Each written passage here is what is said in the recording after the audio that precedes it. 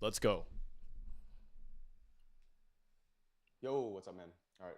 Are you live? Yeah, Okay. All right. I'm going live as well. sounds good. All right. Yo, what's up, guys? Josh, Chang Nation here. And today we're back with Panda from the Controvert podcast. And yeah, today's episode, I think we're going to just discuss, it'll be like a more or less debate. Even though we're pretty aligned with our ideology, I think we still differ in terms of like styles. So basically, you want to give a quick introduction for those who don't know you yet? No, dude, I just want to say, no, we're gonna go fiery debate. I'm gonna go balls out with you, bro. We're gonna debate like no other, and we're not even gonna be friends after this anymore. Nah, but Dude, yeah, it's so stupid when people get way too heated with debates, bro. Like these online debates, some of these guys get like way too into it. It's like, bro, it's more chill, like chill. arguments instead of debates, actually. But yeah, I guess I'll start with a Yeah. It's arguments. Yeah, I'll start with the introduction. My name is Panda. I'm from the Controvert podcast where we talk about problems in societal norms and usually with like dating. But yeah, I have a background or history with being like a really big fuckboy, dated extensively, and now I'm on like the path of enlightenment, trying to right my wrongs, I guess, trying to make it more well known that we as fuckboys should have a little bit more humanity and have a little bit more responsibility. But at the same time, we still have to attract women. Like we're not going to be simping to a point where we don't attract women at all. So I think that's the discussion that me and Josh we had offline, and we're like, you know what? Let's just turn this into like a podcast. So now we're here. Yeah, Yeah. But yeah. It's kind of interesting yeah. because I kind of wonder like kind of before we get into the like viewpoints, what do you think makes a fuckboy? Because I feel like a lot of it has to do with like that one scale where it's like disagreeableness and neuroticism and like there's a few other things that Jordan Peterson talks about. But I think we rank very differently on that scale because I've noticed that you're not very scared of being disagreeable, and then you're also like you don't seem very neurotic. Whereas I think I'm actually like the opposite. So like I've seen some of your like stories that you send me, and it's like you're in the store like fucking around, and then you're like, oh yeah, we sounds like doing that like girly doll voice, and like I would never have the balls to do that in public, but like, and you also did a prank channel, so I'm kind of curious, what's your take on like what makes someone like more of that f boy type versus like just like a Yeah. typical nice guy? Yeah, I would look at it like, you don't have to necessarily be someone who fucks around to be a fuck. Like in terms Mm. of fucking around, I mean like going to the store and being a troll. Like you could still Oh, okay, very yeah. well be a fuck boy, even when you're this quiet, suave, and sigma dude. You could still be that. Mm, I would say a sigma or an alpha could still be a fuck boy. A sigma or an alpha could still be like a very loyal guy, right? mm, I think how they differentiate alpha and a sigma is that like alpha is like that really loud, and like he doesn't need to rely on like money, mm, and that's how he gets girls, or that's how he gets like the qualities that he has, top notch mm, qualities. But sigma is the one that just goes into the room. He could be very quiet, and people already know who he is, and he just acts very professional. He's just like very calm and stoic, like some Andrew Tate type. Yeah, You don't but think Andrew Tate's more alpha? Like you think Andrew Tate's more sigma? you know that's the thing. I feel like he's more of a chameleon. He could be alpha or sigma when he wants to be. But I feel like out in public, he's more like a sigma. And then in closed doors, he's probably like more like alpha when he gets to know you, or when he's like going like higher energy or stuff like that. But yeah, so I I guess feel like like in public he's more of an alpha because like to me a sigma is someone that like they let their presence and like actions kind of speak for themselves. Like yeah, like an example is like a super rich guy that doesn't need to flex with like shit, right? And you can yeah, just tell he's like the way he carries himself, the way his mannerisms are. You can just tell he like does his own thing and doesn't really give a shit. Whereas Andrew Tate, I feel is like super like loud and like kind of obnoxious, and that's more of like the alpha type. Like when I think of alpha, or yep, I don't know if it's alpha type because I'm also picturing like the guy in the gym that's like grunting super loud, and I don't think that's alpha personally, but it's just loud. I don't even know where that fits, like the loud and obnoxious type. But yeah, I feel like yeah, Andrew Tate's not sigma to me. yeah. Um, well, I mean, everyone has their different sides. It's like you could be extrovert or you could be introvert at home. You could be extrovert Right. outside of home, right? There's a Yeah. lot of times where I'm like very, very quiet. There's a couple girls that I Uh dated. huh. They're very astounding. Like when I'm with family, I'm very, very quiet. When I'm at work, I'm really Mm-hmm. quiet. But Mm-hmm. out with Mm-hmm. my friends, I'm so loud and I'm so troll. Like I'm like the biggest Mm-hmm. fuck boy. So back to like being a fuck boy, right? So I Mm-hmm. do think like being a fuck boy, it doesn't constitute like whether or not you're quiet or loud. Like you could very well be quiet or loud as a fuck boy. So I would say a fuck Mm-hmm. boy is someone who just like plays around and he just doesn't really give a fuck like how many girls he's fucking and then Mm. how many girls he's playing. He just doesn't really have that responsibility and he can't really take a lot of girls serious. So yeah, that's what a fuck boy is pretty Okay. much. Yeah, I would say like to me what a fuckboy is more definitely someone who like gets girls and like kind of like dates around.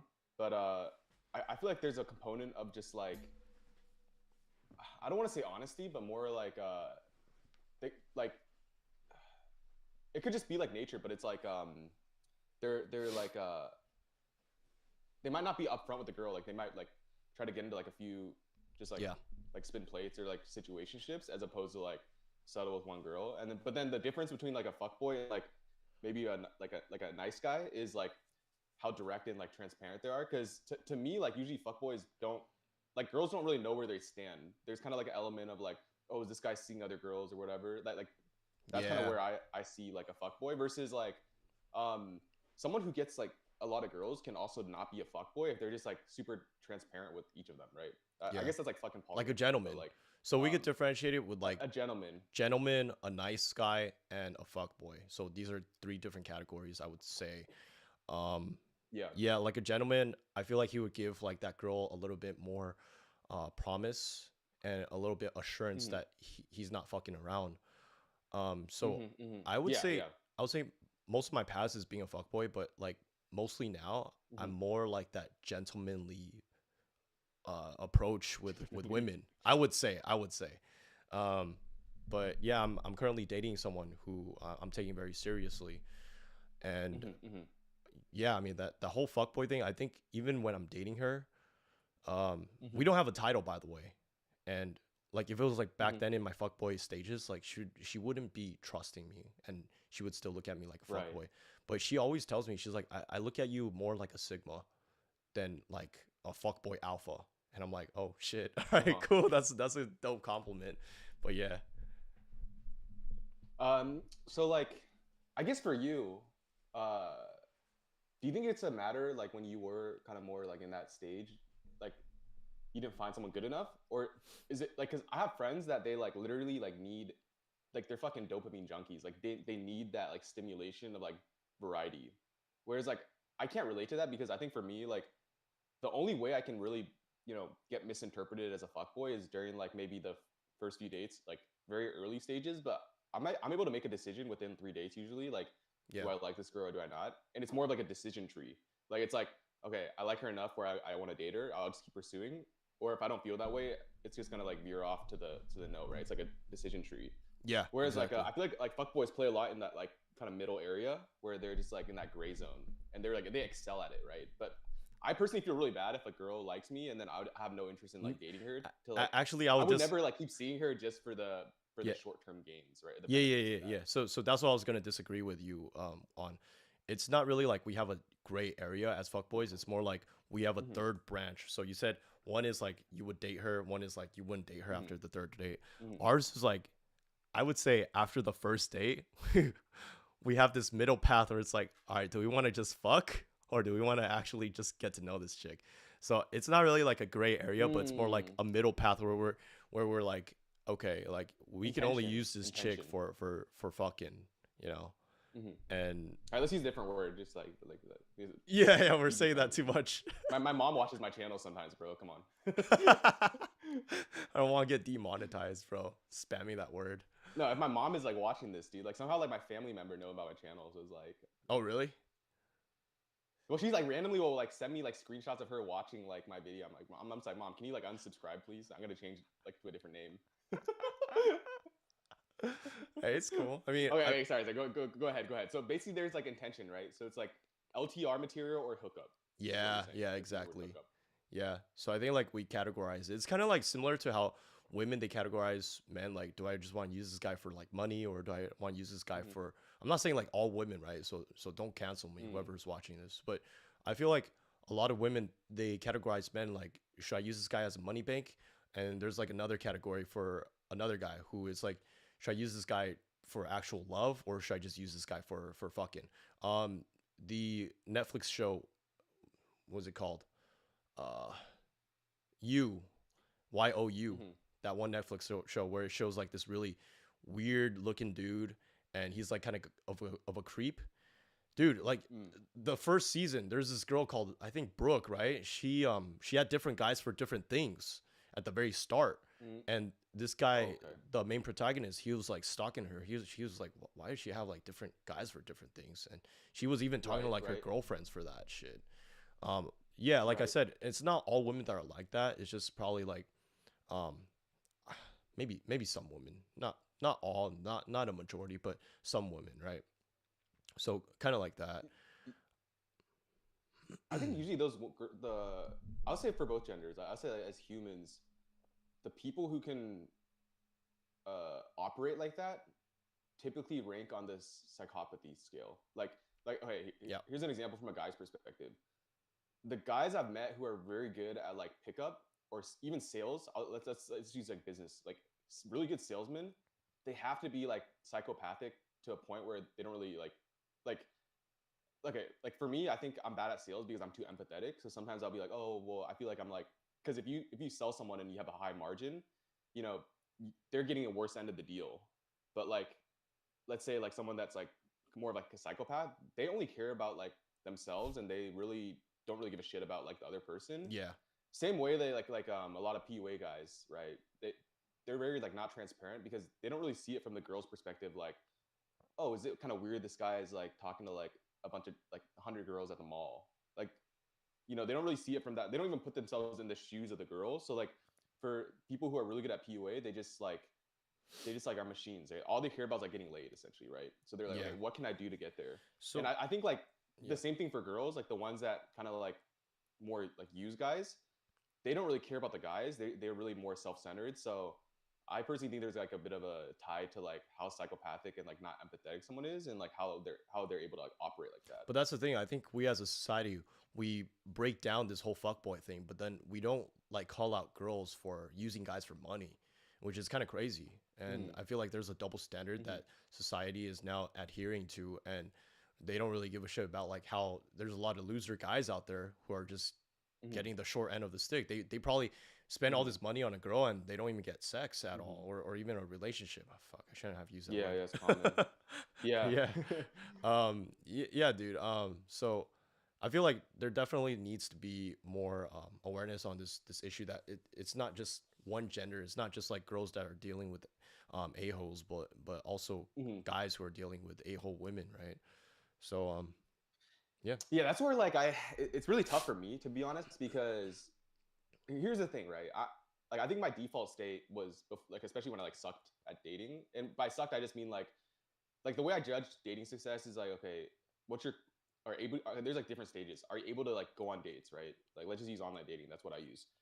Can you get matches? Can you like go from matches to dates? Can you go from dates to second dates and then second dates beyond, right? Like there's a few like floodgates, and like if you're able to pass those with like high conversion rate, then I think that's like how you measure dating success in my lens.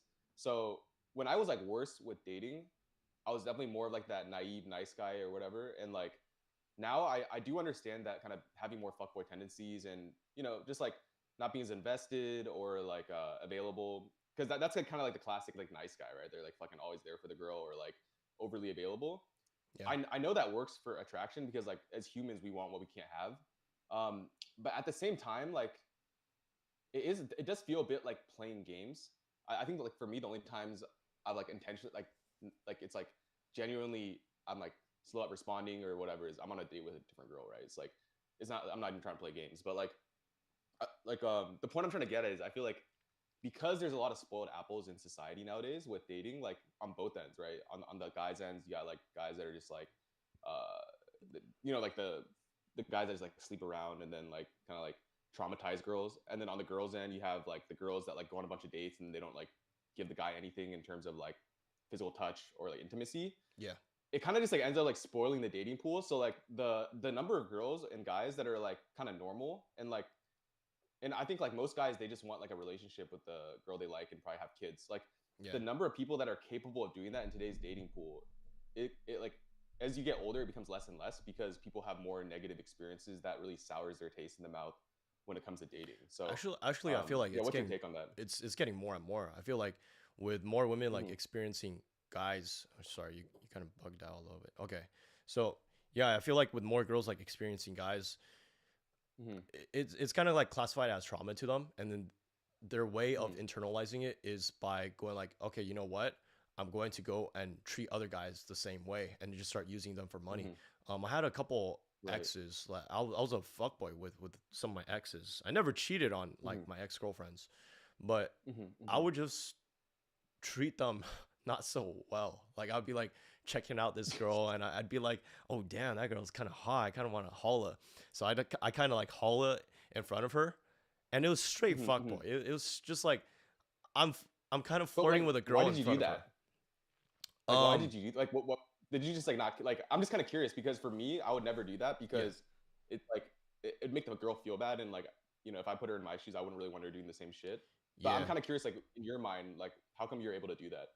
So it's not that I'm able to do that. It's just more like not not like I have this higher status or higher authority that I'm able to do that. It's more like I was doing that because Hmm. I would say immaturity, but also I had this like Mm, concept or perspective that look, we all check out women, we all check out men, even if we're hmm. in a relationship, we're all checking Hmm. out Hmm. people. Okay, it's just human nature. You can't just automatically close someone's ability to check someone out and find someone attractive, Hmm.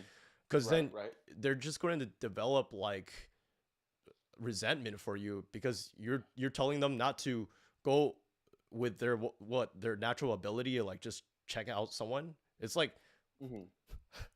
this But kind of I this know kind of I gay. think like But here I no, think like no I'm no gonna hear, say hear me. I agree with that. I yeah, agree yeah, with that. I'm just saying like what's like you're like verbalizing you're checking them out, right? It's kind of yeah, like in general as humans we all like kind of operate with like we're always making judgments where like it's kind of like real-time analytics, right? It's like okay, this guy seems like is acting a certain way, he's probably rich or whatever.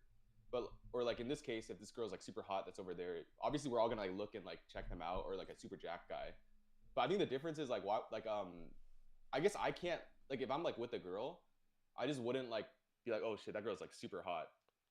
Maybe unless the girl is like bisexual or something, and then she can agree. But like, uh, because in a way, it's kind of like negging. I feel like where you're kind of saying it, and then it like indirectly puts the girl down. So I'm just curious, like, yeah, like what like why do you say it? Is it more kind of like you don't really think about that like next like the effect of it, or you're just like intentionally doing it yeah. Give me as a one fuck sec. boy? So we just got a comment. Volume is so low. I just want to see like Oh, if this is actually like really low. I think it's test. is it my microphone? D, could you let me know if No, yours is. Let's see. it's probably like overall volume, huh? I don't know. If it's I overall think your volume, might as well just like turn I up the think the volume. volume is lower on your stream than mine. Let me Yeah, ask. I just checked. It's probably just like low in general. But Okay, okay, okay, yeah. yeah. So sorry about that. So I think it's this kind of plays a role with a lot of things, right? I feel like this Hmm. kind of um like for me, mostly it was like I wanted to Hmm. be Yeah. honest to my girlfriend, and Hmm. it wasn't like I was flirting with them to do something like wrong intentionally. It was more like I'm just like having fun and just keeping that social ability and just like screwing around. And most of the time, it's not really like actually flirting. It's more like Hmm. I was I was a troll, dude. I was super troll. Like Yeah. if people don't know, I have a prank channel called Legend Panda TV, and anyone can look it up. It actually has more subs than this. But yeah, I had a prank channel, and I was just known as being a really big troll, and I wanted to be um kind of living in that embodiment of being a troll.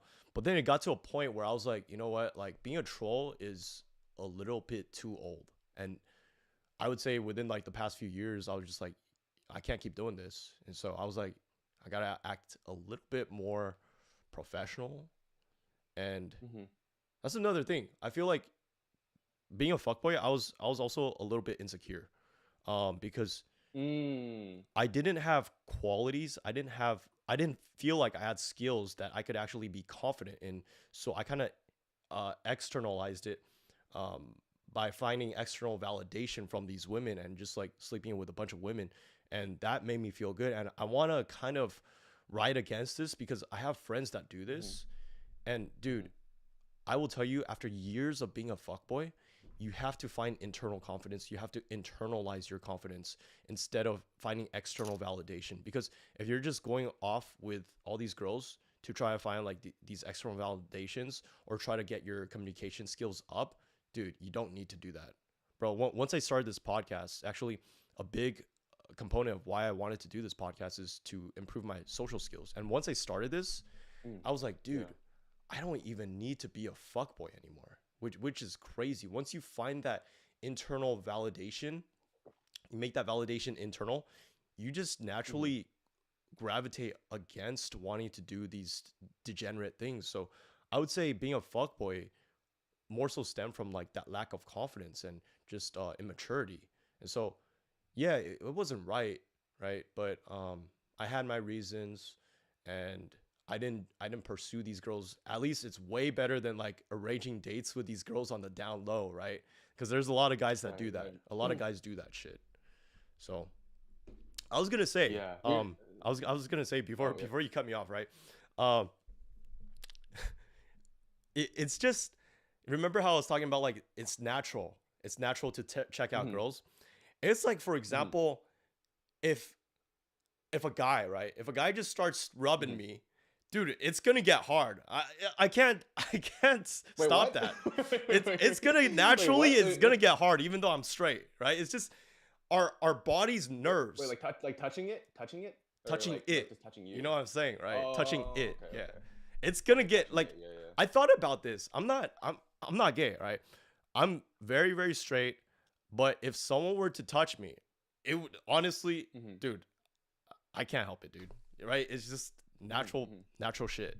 It's kind of like when you're out and about and it's cold outside and your nipples get hard. Yeah, dude. There's nothing you can. It's just That's true. natural I can relate. tendencies. You can, like no, I can't relate in terms of like being gay like you, but I can relate in terms of like the the biological thing, right? Because it's like I was in the hot spring like 2 days ago, and like you know when like it's hot temperature, like you know you get more excited. But then I went to the cold tub and immediately like it shrank, right? So like I can agree. There's some biological effects Exactly. going on here. I But think okay, that was a better let me example, but yeah, I just wanted to throw in that gay I got you, element. bro. I got you. I like to No, be but pretend gay. all right, back to straight topics. Essentially, like listening to your perspective, it's actually quite interesting because we're almost like two sides of the same coin in the sense that like you were kind of um, I don't even like say like being a fuckboy, but you're kind of just more like what's it called? I don't even know another verb for it, but like you would tell girls like, oh, this other girl's cute or whatever. Like you just like say Deceptive. whatever and like troll more I would say because of deceptive. external validation, right? Yeah. But in a sense, like my problem was actually the same thing. Whereas like I was so scared to express what I was thinking, or like I really wanted people to like me. So um, in response, I would just be really safe and like super. It's like like we're having a conversation. I would just be like, oh, what do you think? And then I would just agree with everything the person says because I think, oh, they might like me because I'm like not being I'm being more Authentic. conflict adverse. Yeah.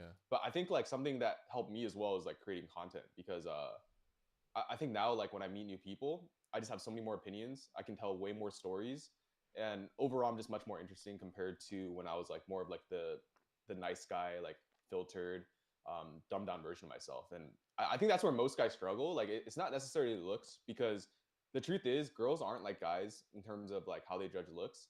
Like guys judge looks of other guys way more strictly than girls do. I think for most girls, it's kind of just like, oh, like it's like, oh, do I find him attractive or not? And obviously, like there's some levels to it. But for guys, it's like, oh, we're gonna treat this girl that's like average, not as well as a girl that's like hella hot, right? Like Yeah. True. that's the difference in terms of perceived attraction. But where girls do have more, I think, like wiggle room in terms of like their variability is like the personality aspect and like they'll be more drawn to a guy that can like express themselves versus not, right? That's why you see a lot of guys like who aren't the best looking do better with girls than guys who are, right? Like looks aren't everything, and I think that's like something, you know, that's changed a lot for me once I started creating YouTube videos and like doing content creation. Yeah. Before we continue, I'm gonna talk a little bit about like psychotic things. I kind of want to go back to that. But did you have any like chat messages? Did anyone? Oh yeah, this guy said, Dude ain't no fuck "You're not boy, a dude." F boy. Maybe the left guy, but dude on the right doesn't have the looks for that. Okay, I And then this guess. guy said, "Agreed." Agreed, John. So how do you respond to my chat? Yeah, so I think I could say the Rad Fire and who's the other guy? John. So I could John, let me say pull up John's comment. this is pretty much proof. Like I've seen the ugliest dudes be the biggest fuckboys, bigger fuckboys than me, F boys. Let's just say F boys. And so I think the fact that they're assimilating looks to like being a F boy, they're already wrong. That's the problem because you don't need to have looks to be a F boy. I've seen so many guys that are just like they look really like nice guys, but they're the most deceptive dudes. Even nicer looking than Josh, because Josh looks super innocent. But there's guys that look more innocent and even nerdy. And dude, I'm telling you, their body counts are through the roof, man. I could tell you, oh man, I shouldn't even say my body count, but yeah. No, you don't. These dudes are above 100, right? With their body count. But anyways, do we have other chats that we wanted to go through? Any chatters Actually, from I actually kind of want to like refute a point. I don't think I look innocent actually. The feedback I get the most on dates is a lot of girls think I'm gonna be a fuckboy or like more serious and like cold.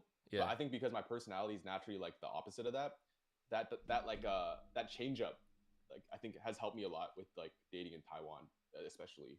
Oh, you're saying like you look more F boy, but then you're actually innocent, like that polarity Yeah, difference. it's the other way around. Like Yeah. I've gotten that feedback from every single girl I've dated here, like on dates with. Is they're like, oh, I 我没有想象你会这样子. Like they're like, oh, they're like so like surprised, and I think that's kind of what Yeah. like I think that's what like maybe like attracts them is like that dichotomy. Yeah, it's like that polarity difference. I always call it like polarity opposition because it's like it messes with a girl's mind. And well, I kind of need to correct myself. So what I meant when I said you look like a nice guy is after the fact. Remember when I first met you, I was like, dude, you look like a really alpha dude, like a F boy, right?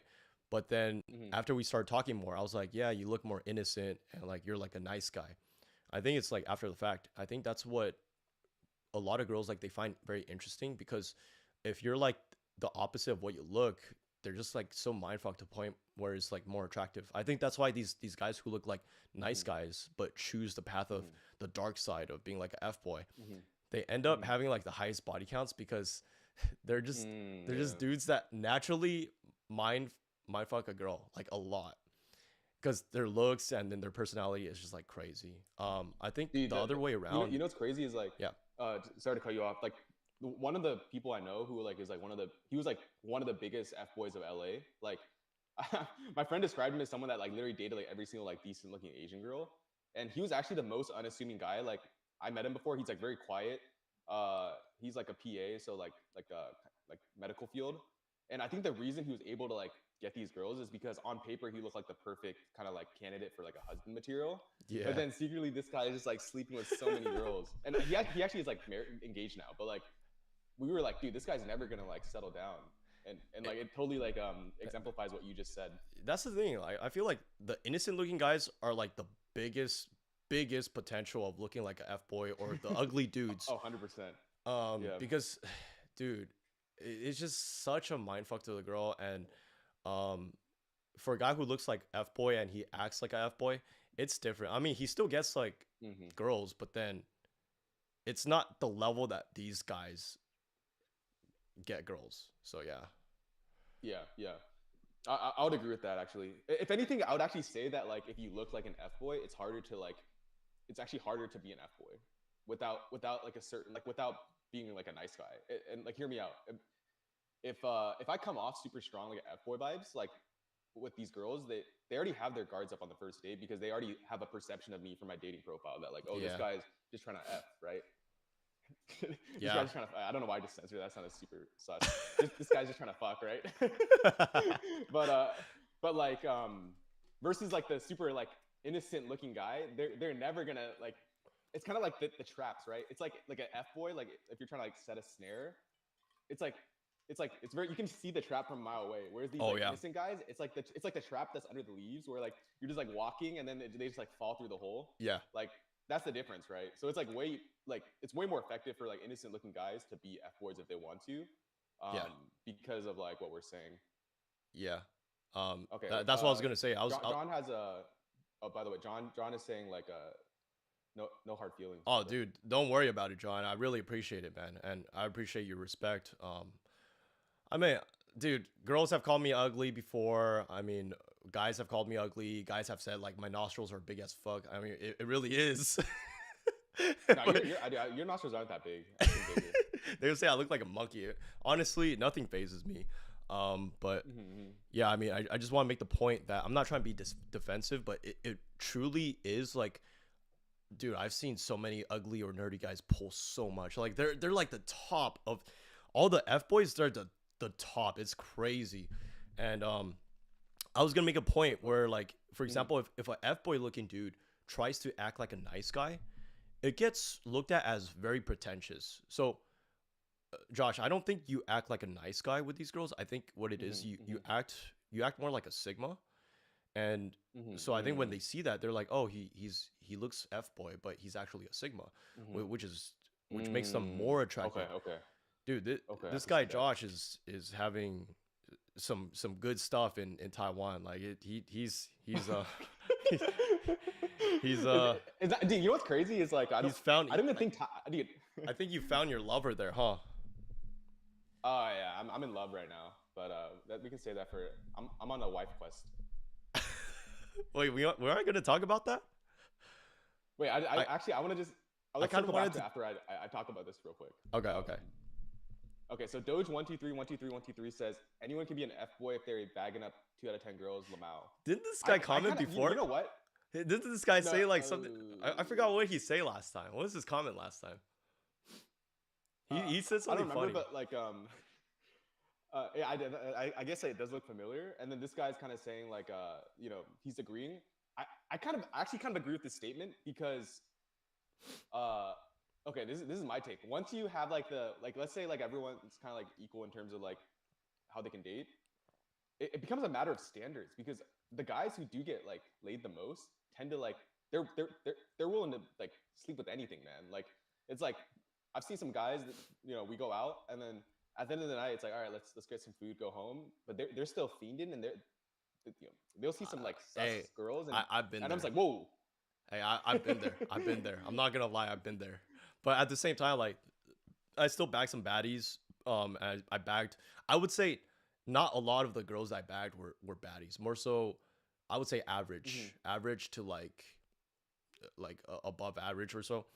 But mm-hmm, I've seen some big ass fuck boys, dude. They mm-hmm. bagged so many hot girls. I'm like, what the hell? And yeah, these are most of For the those f guys. boyfriends I have, huh? But do they also like okay you've seen them like get with really attractive girls. Yeah. But do they also just get with like a big sample size of girls? So you happen to be like you're kind of like being impressed by like the upper echelon of their range, but you don't see Um, like the or are they Nah. just Well, selective? okay. Like when they first started like their F boy conquest, they're like getting anything. But then now they've advanced so high in the game where they get all these hot girls. I'm like, holy damn. It's crazy. I'm like, damn, I think I retired a little bit early. I gotta go back into being a F boy, man. But I'm like, nah, Nah. it's cool. It's cool.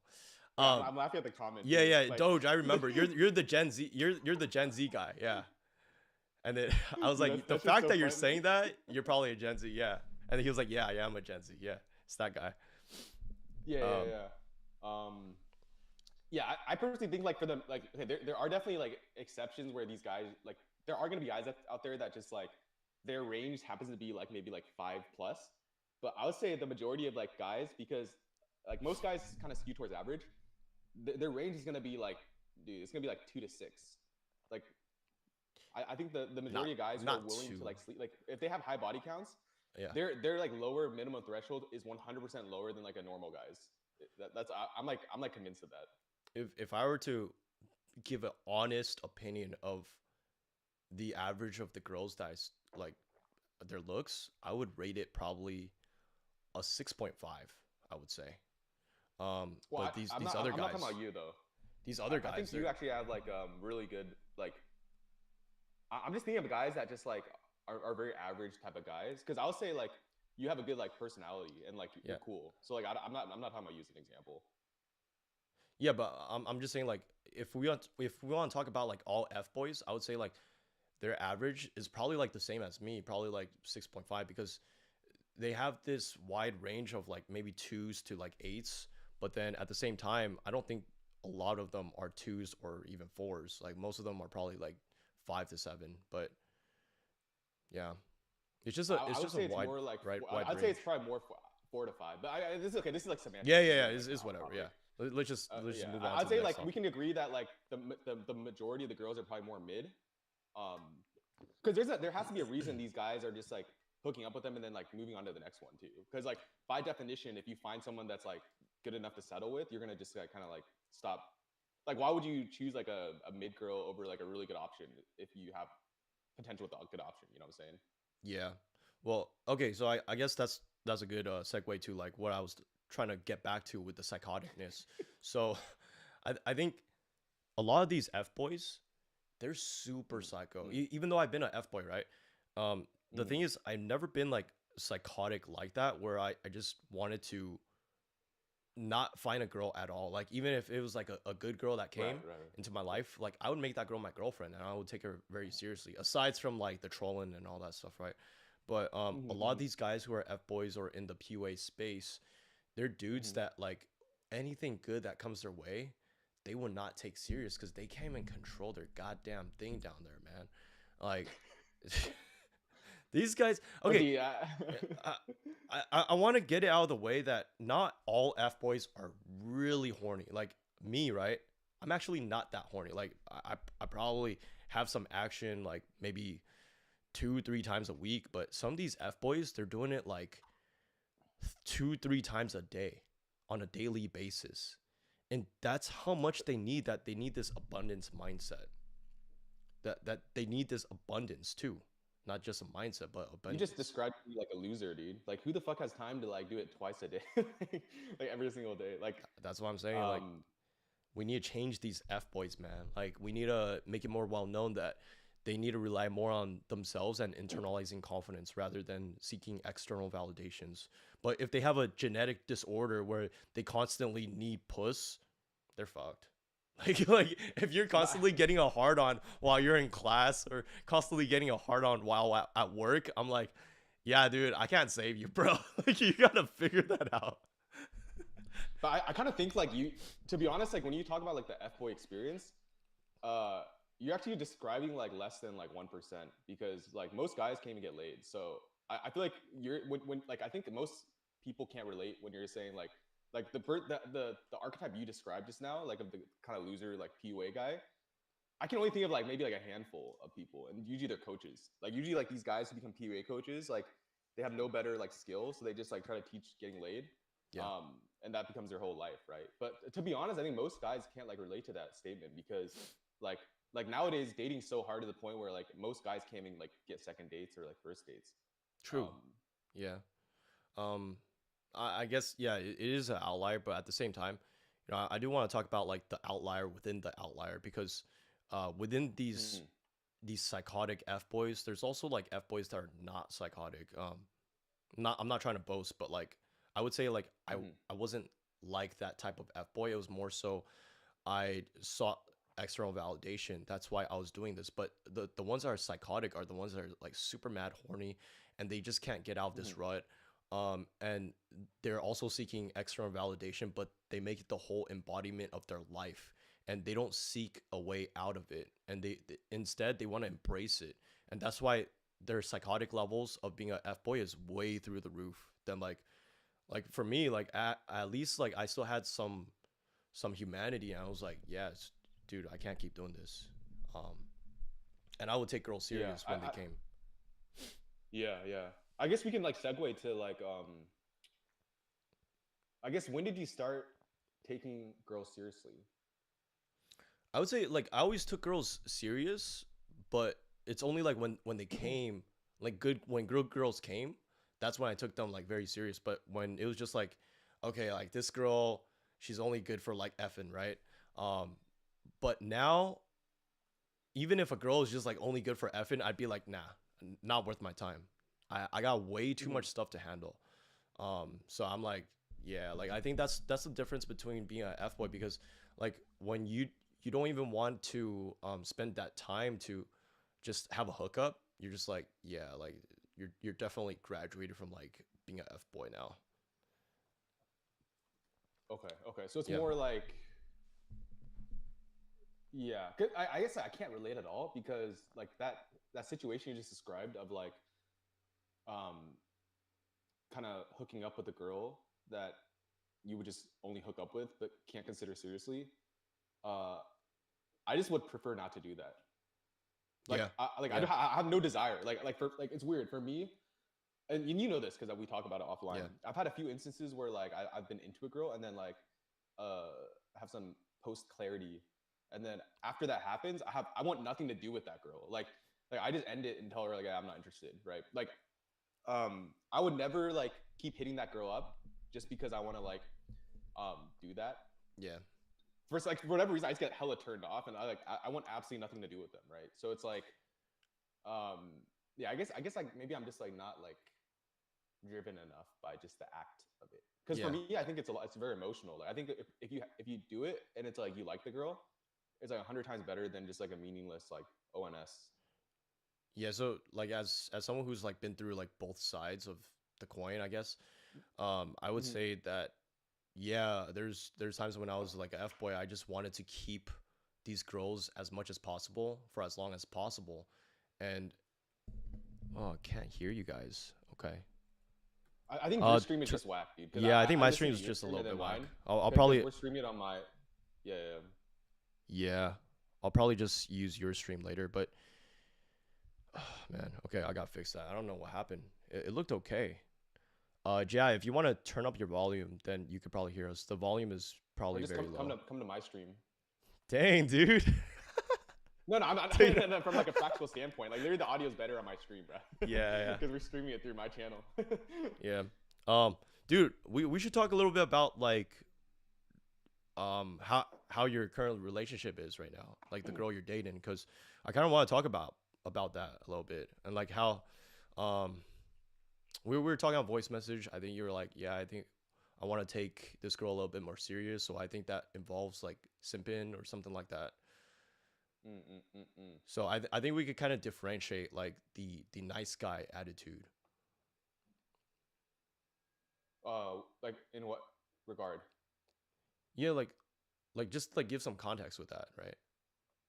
Oh yeah, okay. Some context. So yeah, I've been in like Taiwan for a little over a month now. I've seen like five different girls. So here's the thing about Taiwan that I want to caveat because if you watch this stream, you might think it's like, especially hearing Panda talk. Panda makes it seem like it's like freaking Candyland for dating, but it's actually not that easy in my opinion. Like I think only a certain archetype works in Taiwan in Hey, terms you of make it like you girls make it like. look easy, man. What are you talking about?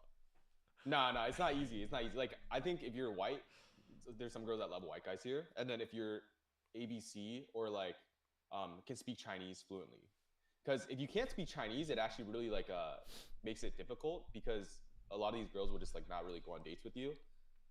And then I will also say like you kind of need to be like know what you're doing because a lot of guys that come to Asia because they think it's easy, right? Like the passport bros thing, that probably is the case in Southeast Asia, like Vietnam, Philippines, maybe not Vietnam as much, but like Philippines and Thailand, from what I've heard from like clients and friends and stuff. But like, if you're coming to Taiwan thinking you're gonna get like Thailand or like Philippine level of abundance, like quantity as well as success, like you're just setting yourself up for failure. Because even for me, like I primarily use Bumble and Hinge.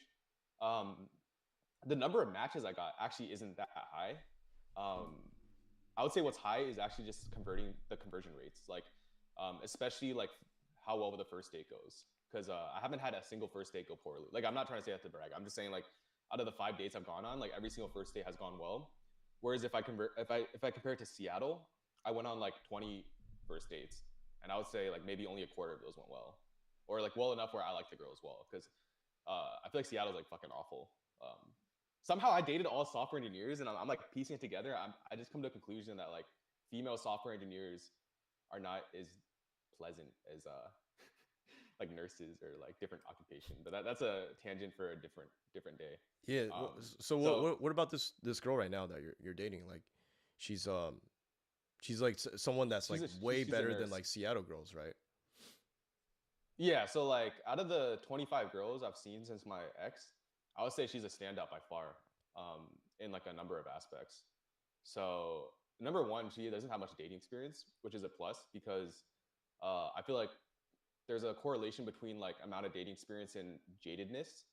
I would say even my ex, like she got like even in our past relationship, I feel like there was some like lingering resentment towards like guys because she got like kind of screwed over by like more of like a previous relationship.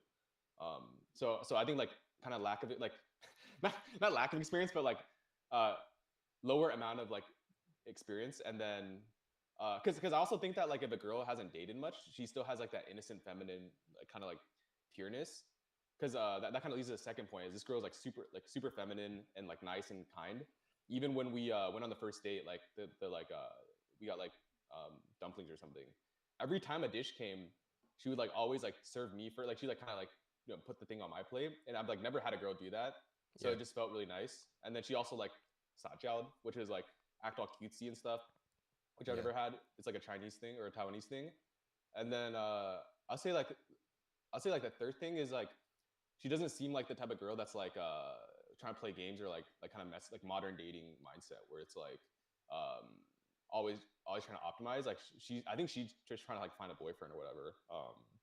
So so yeah, like I like so far it's been like a standout option where I haven't been dating other girls since I like met her. Which you can argue kind of like is like not a, like putting all my eggs in one basket. But I'll say the difference is like there's reciprocity. So like in the past example, which is the whole reason I'm in Taiwan, I went on like 5 dates with this chick, and then like the most we did was like kiss, but then I couldn't like go further, and she was like slow texter, a lot of like really red flag signals that she wasn't interested.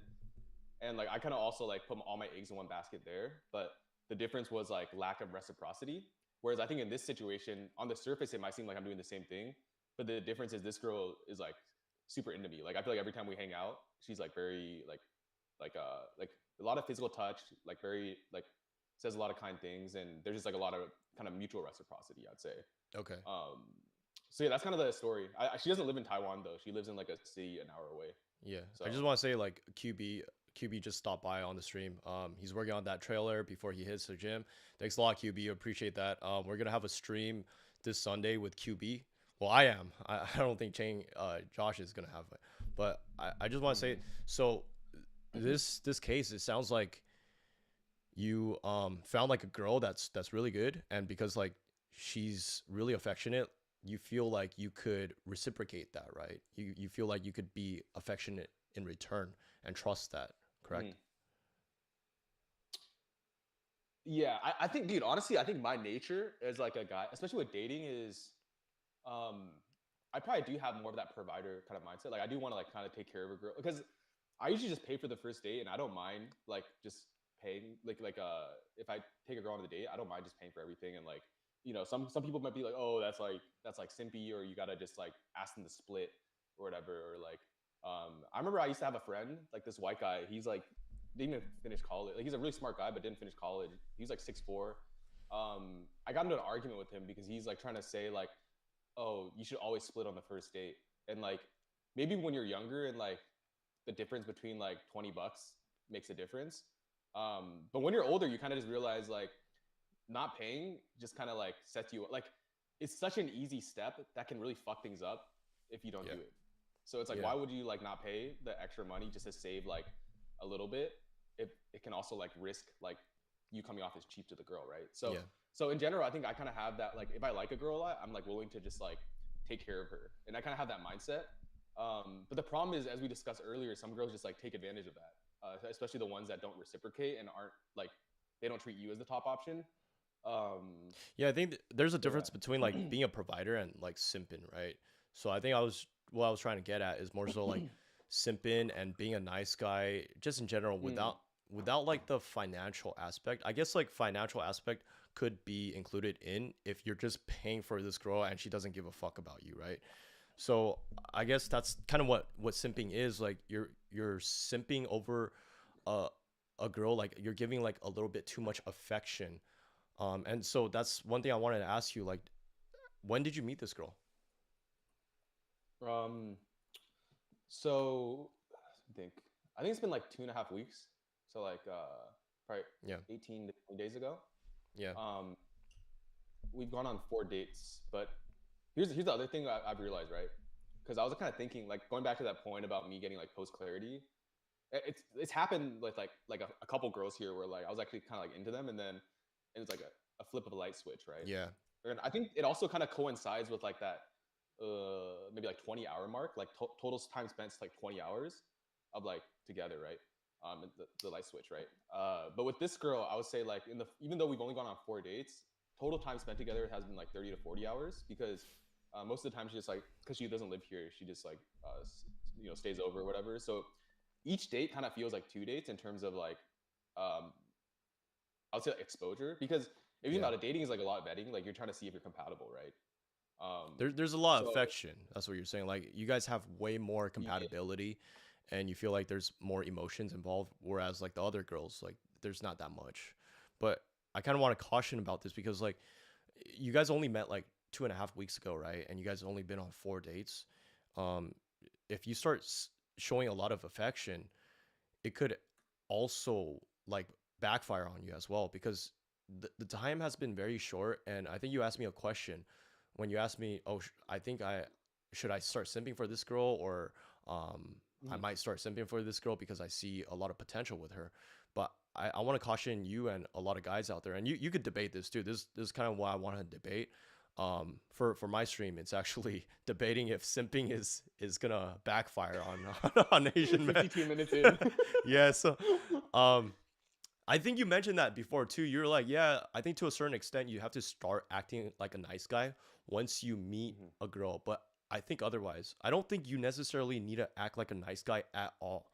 Like you could always still be a gentleman without acting like a nice guy. You could still hold the door for a girl, but not be like this guy that goes like, "Oh, I love you, blah blah blah. Do you love me?" Mhm. Mhm. I think that's the Mhm. difference Mhm. because a nice Mhm. guy says things that's a little bit too much, and that's what I'm trying to Mhm. like prevent because I know Mhm. you get very passionate about a girl quite quick. So hopefully it's different with this girl, right? Mhm.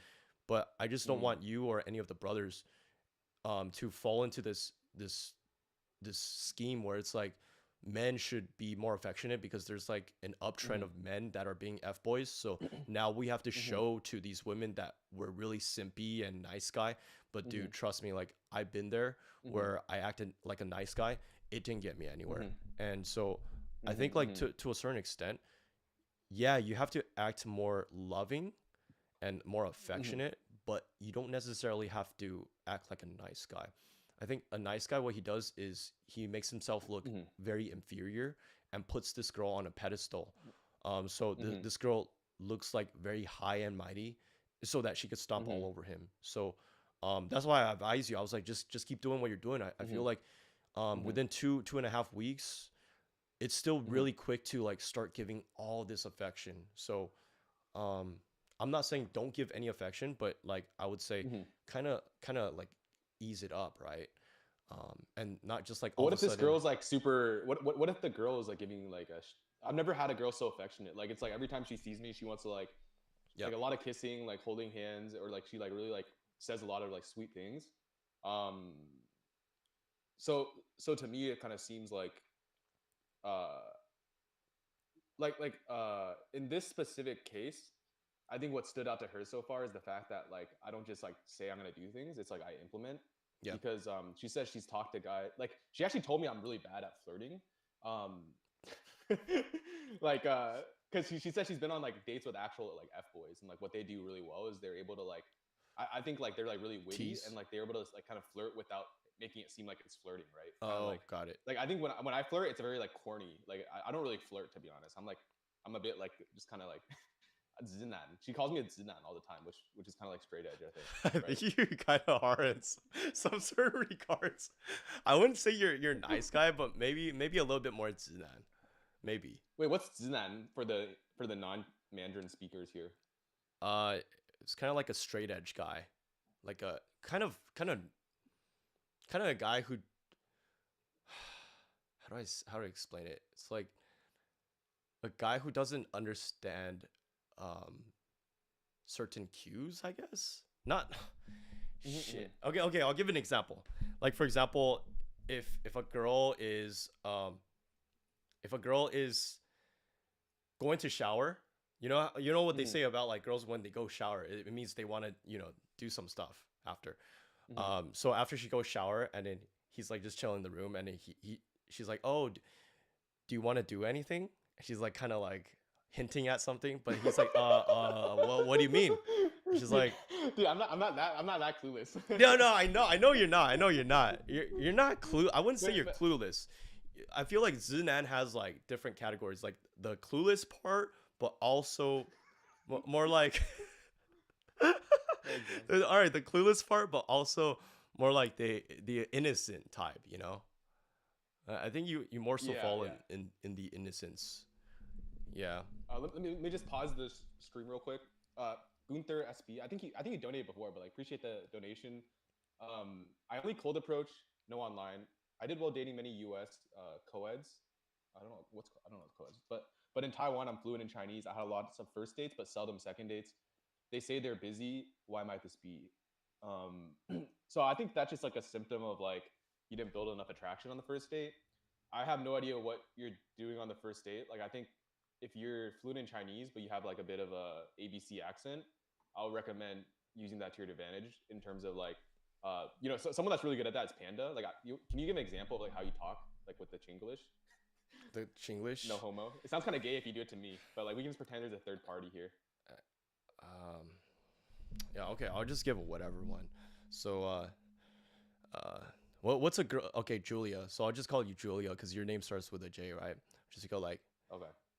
"Hey Julia，这个衣服，你的衣服这个灰色的衣服有点 matching your vibes，因为我感觉这个你的 vibes 是比较像一个 classy 的。So classy 的 vibes，因为可能美女是比较有这个 classy vibes. So do you kind of see how I kind of I kind of said she's a 美女, which is beautiful woman, Mm-hmm. without Mm-hmm. directly telling her, "Oh, you're so beautiful," blah blah blah. I said women who are classy are usually beautiful, and I said she's classy.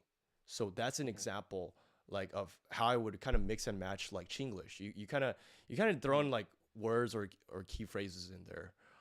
Um, I think I I would showed you that one you, before. yeah, I will say like I gotta give credit to Panda because I think single handedly like at least 3 out of these 5 dates was probably because of like your advice because I basically use like Bumble Audio and like a lot of these girls told me they wouldn't have met up with me because they thought my profile looked kind of like catfishy because I have like professional pictures and like they thought it was like a 照片 like a scam, but because I sent the audio message and then on top of that like I tweaked a few things and they all said like they really like my voice. They like met up with me for the first date and like I'd say what Panda taught me that like helped, it was very effective is like first kind of like talking deeper, like a little deeper than you'd normally talk, and then also like using the Chinglish thing. For example, like there's that one like girl that the rural fan thing because I basically had on my bio like I want to like eat the best like braised pork rice, and then I was like trying to figure out what to say to this one chick, and like Panda is just like, oh yeah, just say something like oh 我很想去吃最完美的卤肉饭，因为很久没有来台湾，and then 因为我也是觉得你是很，我跟你 Okay, 是 okay, 很完美。that was a little bit extra. That one was too extra, dude. No, I wouldn't say that to most girls. I don't. I Oh think yeah, I think the vibe was there. The vibe was there, but like what I I didn't even know what advised. one may meant. Yeah, yeah. I think she kind of thought it was cute because like you're trying and then she could sense your Chinglish and your accent. So not all guys could pull it off. Only guys who don't speak Chinese Okay, well that's could pull it off. But I think the biggest thing is like fair. the content of what you say too. Like I feel like when guys are just like trying to ask a girl out and focus on that a lot, like what I do, I just tell them about my day. I was like, I just go like, yeah, I had a great day. Like I just did a podcast like live stream with one of my Mhm, buddies, and we just talked about like mhm. f boys and nice guys, and then we'd start a conversation just based off that, and she'd be like, oh, you do podcasts, and I'm like, yeah, but then I don't really show girls my podcast until like way later.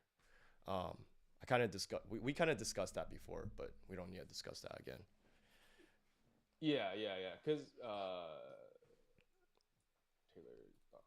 Because I'm kind of curious. Like now that we're talking about it, I think it's kind of hard to give specific advice in terms of like how you act on the dates because I think what works really well for me is that dichotomy because my Chinese is worse than yours. Like, dude, even this girl, this current girl, like we actually speak English like 80% of the time. I think she thinks my Chinese is a lot worse than it is because we'll just be like at the restaurant and then like I can completely understand what the worker is saying. And then she would like just turn to me every single time, like, oh yeah, she just said this. It's like, oh yeah, she just said if you want like water, just say that. I'm like, dude. Dude, she thinks your Chinese is that um, bad. That's pretty bad. no. I think she's like kidding. Then she get like randomly impressed that I know like Oh, okay, certain okay, things. So okay. it kind of works its way out. But like, yeah, Gunther, I'd say just be yourself, like not in the like freaking blue pill advice way, but more so like if you have I think that Taiwanese girls really value authenticity because they're more traditionally minded compared to US girls overall. Like obviously that's like a sweeping statement, but typically people who are more traditionally minded, I think they just want that reassurance that like what you're looking for aligns with what they're looking for. Like most girls here are looking for like LTRs. Um, like when I was going on each date, it was normally like single file line. Like I don't really like maybe aside from like the first dates, like first few dates, like I usually just focus on one girl at a time, and I am very like kind of authentic with like you know telling them what I'm looking for and stuff. But So here's the thing about like, perhaps you're just like, mhm, yeah, I want to caution about like being authentic to girls you perceive as authentic, because we're often misled just as human beings. Like I would say men and women, we're often misled. mhm, And just because, like, for example, Josh, right? Like you met this girl 2.5 weeks ago, maybe you feel like she's being authentic, but you could be misled. I'm pretty sure you're not being misled, but at the same time, you want to kind of gradually tune your authenticity, and like tune it up. I mean, not like tune it down, but like you want to mhm, increase it, and not just all of a sudden just have this vapid conclusion. Oh, you know what? This girl meets all this criteria. I'm gonna start treating her mhm, with a lot of respect, with a lot of affection, with a lot of love. mhm, She's gonna feel like, oh mhm, shit, this is way too much. Even Taiwanese girls, I've done that. mhm, I've done mhm, that. mhm, I speak from experience because mhm, I've had girls like we're very affectionate, but then once I start having my affection way past hers, and it's out mhm, leveling hers, she starts to mhm, not be affectionate as much, and she starts to do less too. And so I think definitely, yeah, yeah. to keep anyone in check, you don't give way too much affection. Like I would say for any person, guy or girl, like you kind of have to match that person and slowly increase it and kind of test it out. But if you all of a sudden just come to this conclusion, like what you kind of mentioned, you were like, oh yeah, I think I'm gonna start simping for her, something like that, right? Because she's like really good, like she's better than a lot of girls in the U.S. I was like, just be careful because it could turn her off. So Well, I think I use simping the wrong way like half the time. Like I don't think it's necessarily simply. I just think like because she does reciprocate. yeah, It's more like I'm like uh I'm doing a lot. Like I'm like pursuing. I'm chasing like not chasing because chasing also implies like an imbalance of reciprocity. But um I'm treating her like kind of like very uh what's it called, like maybe like dating more seriously. Because even Doge 123 123 123 said that like exactly what you said. I think it is an energy match situation. So I don't actually think what I'm doing is simping. I think yeah, I'm just maybe like she says like, oh, I really like how you spoil me. Like because no other guy has like traveled to her city to see her or like whatever. But I was just telling her like, dude, like I mean, I enjoy spending time with you, and for me, it's an opportunity to like explore a new city as well. So it's kind of like a win-win, right? I feel like for me, I'm just setting myself up for win-wins. Yeah.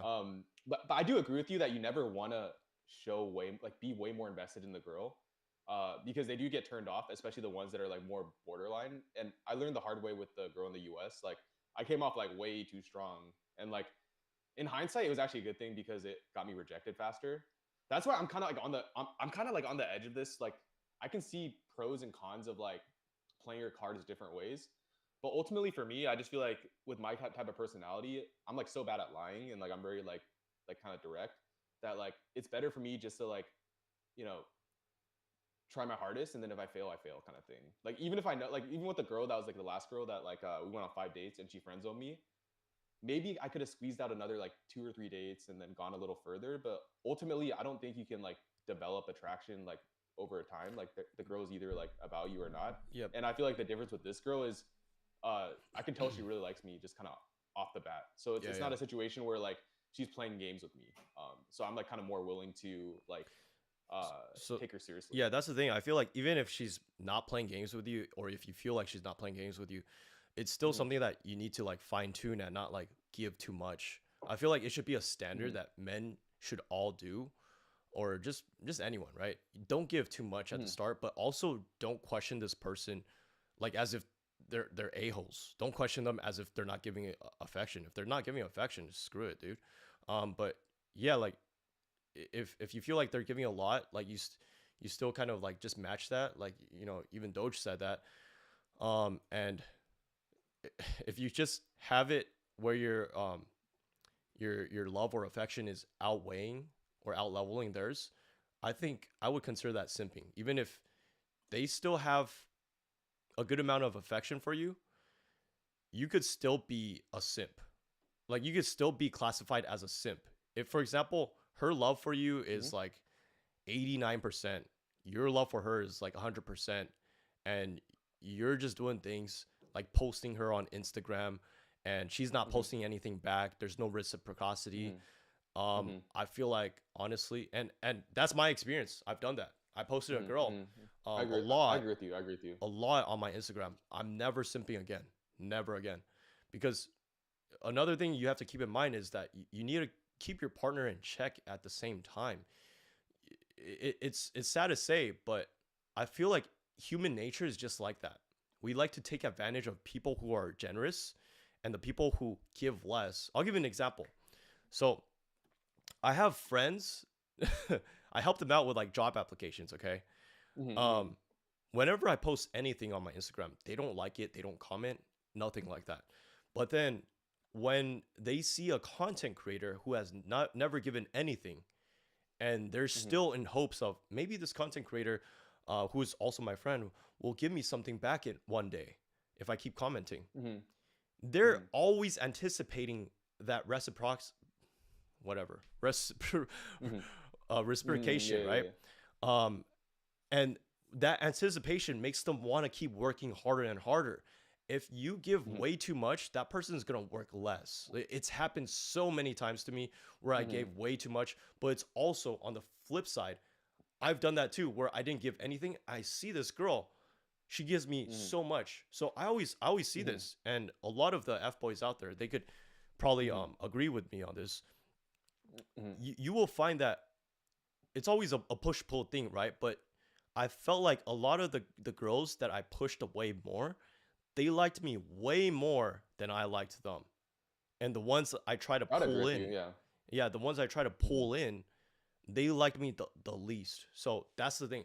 I'm probably never going to post a girl on my Instagram. I'm never probably even going to simp for a chick ever again. That's the thing. Like I will still have the ability to love a girl, but I'm not gonna be in love with a girl like head over heels and like posting, oh my god, babe, I love you so much. I can't wait to come back to Mm-hmm. see you, blah Mm-hmm. blah blah.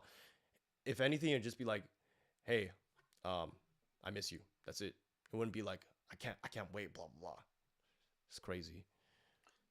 Well, I actually agree with everything you said, by the way. But I'm kind of curious in your current relationship. I feel like you actually treat that girl really well in terms of what your actions say. Like Yep. maybe you don't like say a bunch of like words and stuff, but I personally also believe actions speak louder than words because even this girl like I'm seeing now, she's complained about how like some guys will like she's tired of like got like she's gone on dates where like guys will say a lot of like really nice things and then maybe they get post clarity or they like go on a date and then they'll say like a bunch of things then like ghost her or like whatever. Like she's Yeah. had kind of like the flip side, I guess. Because I also do agree it's a push pull, but then I kind of go back and forth because I think the reason that whole like the girls we chase harder maybe don't give us the time of day and the girls you push away like you more like yeah it's also human nature but it's also probably related to the fact that the ones you're chasing are going to be like higher kind of like higher perceived value than you and the ones you're pushing away are lower perceived value as well because at the end of the day like even with your content creation example of like your friends commenting on influencers and maybe like ignoring you or whatever um it comes down to value perception if a girl perceives you as like a high value option she'd be an idiot to not like adjust her like kind of like how she dates accordingly right so I personally think that if you're like high enough value when you're dating you're what you actually do in terms of behavior doesn't matter that much because like at the end of the day like if someone's trying to date for long term you're just trying to find like the best possible No, option I disagree with that. that you can I feel settle like with. even if you're a high value guy, you could still be a Mm-hmm. loser in that girl's eyes. You could still turn her off. You could be this billionaire. You could be like Elon Musk, billionaire, Bill Gates, Mm-hmm. whatever, right? All the money in the world. Mm-hmm. But if you act way too simpy, you could you could push her over the edge, and she'll be like, "Dude, this guy is like giving me the ick." Like so I think that's the thing. Um, like simping and being affectionate, there's a difference. Like what you said, I'm very affectionate with this girl. I'm there for her.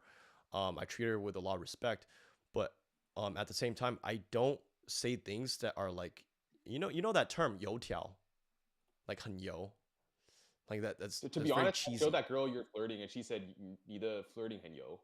Yeah, something like that. Yeah. So I feel like when girls get the ick and they feel like it's simping, they get Mhm. the like it's because it's cheesy. It's because it's 油条. And that makes them Yeah. not want to give that much.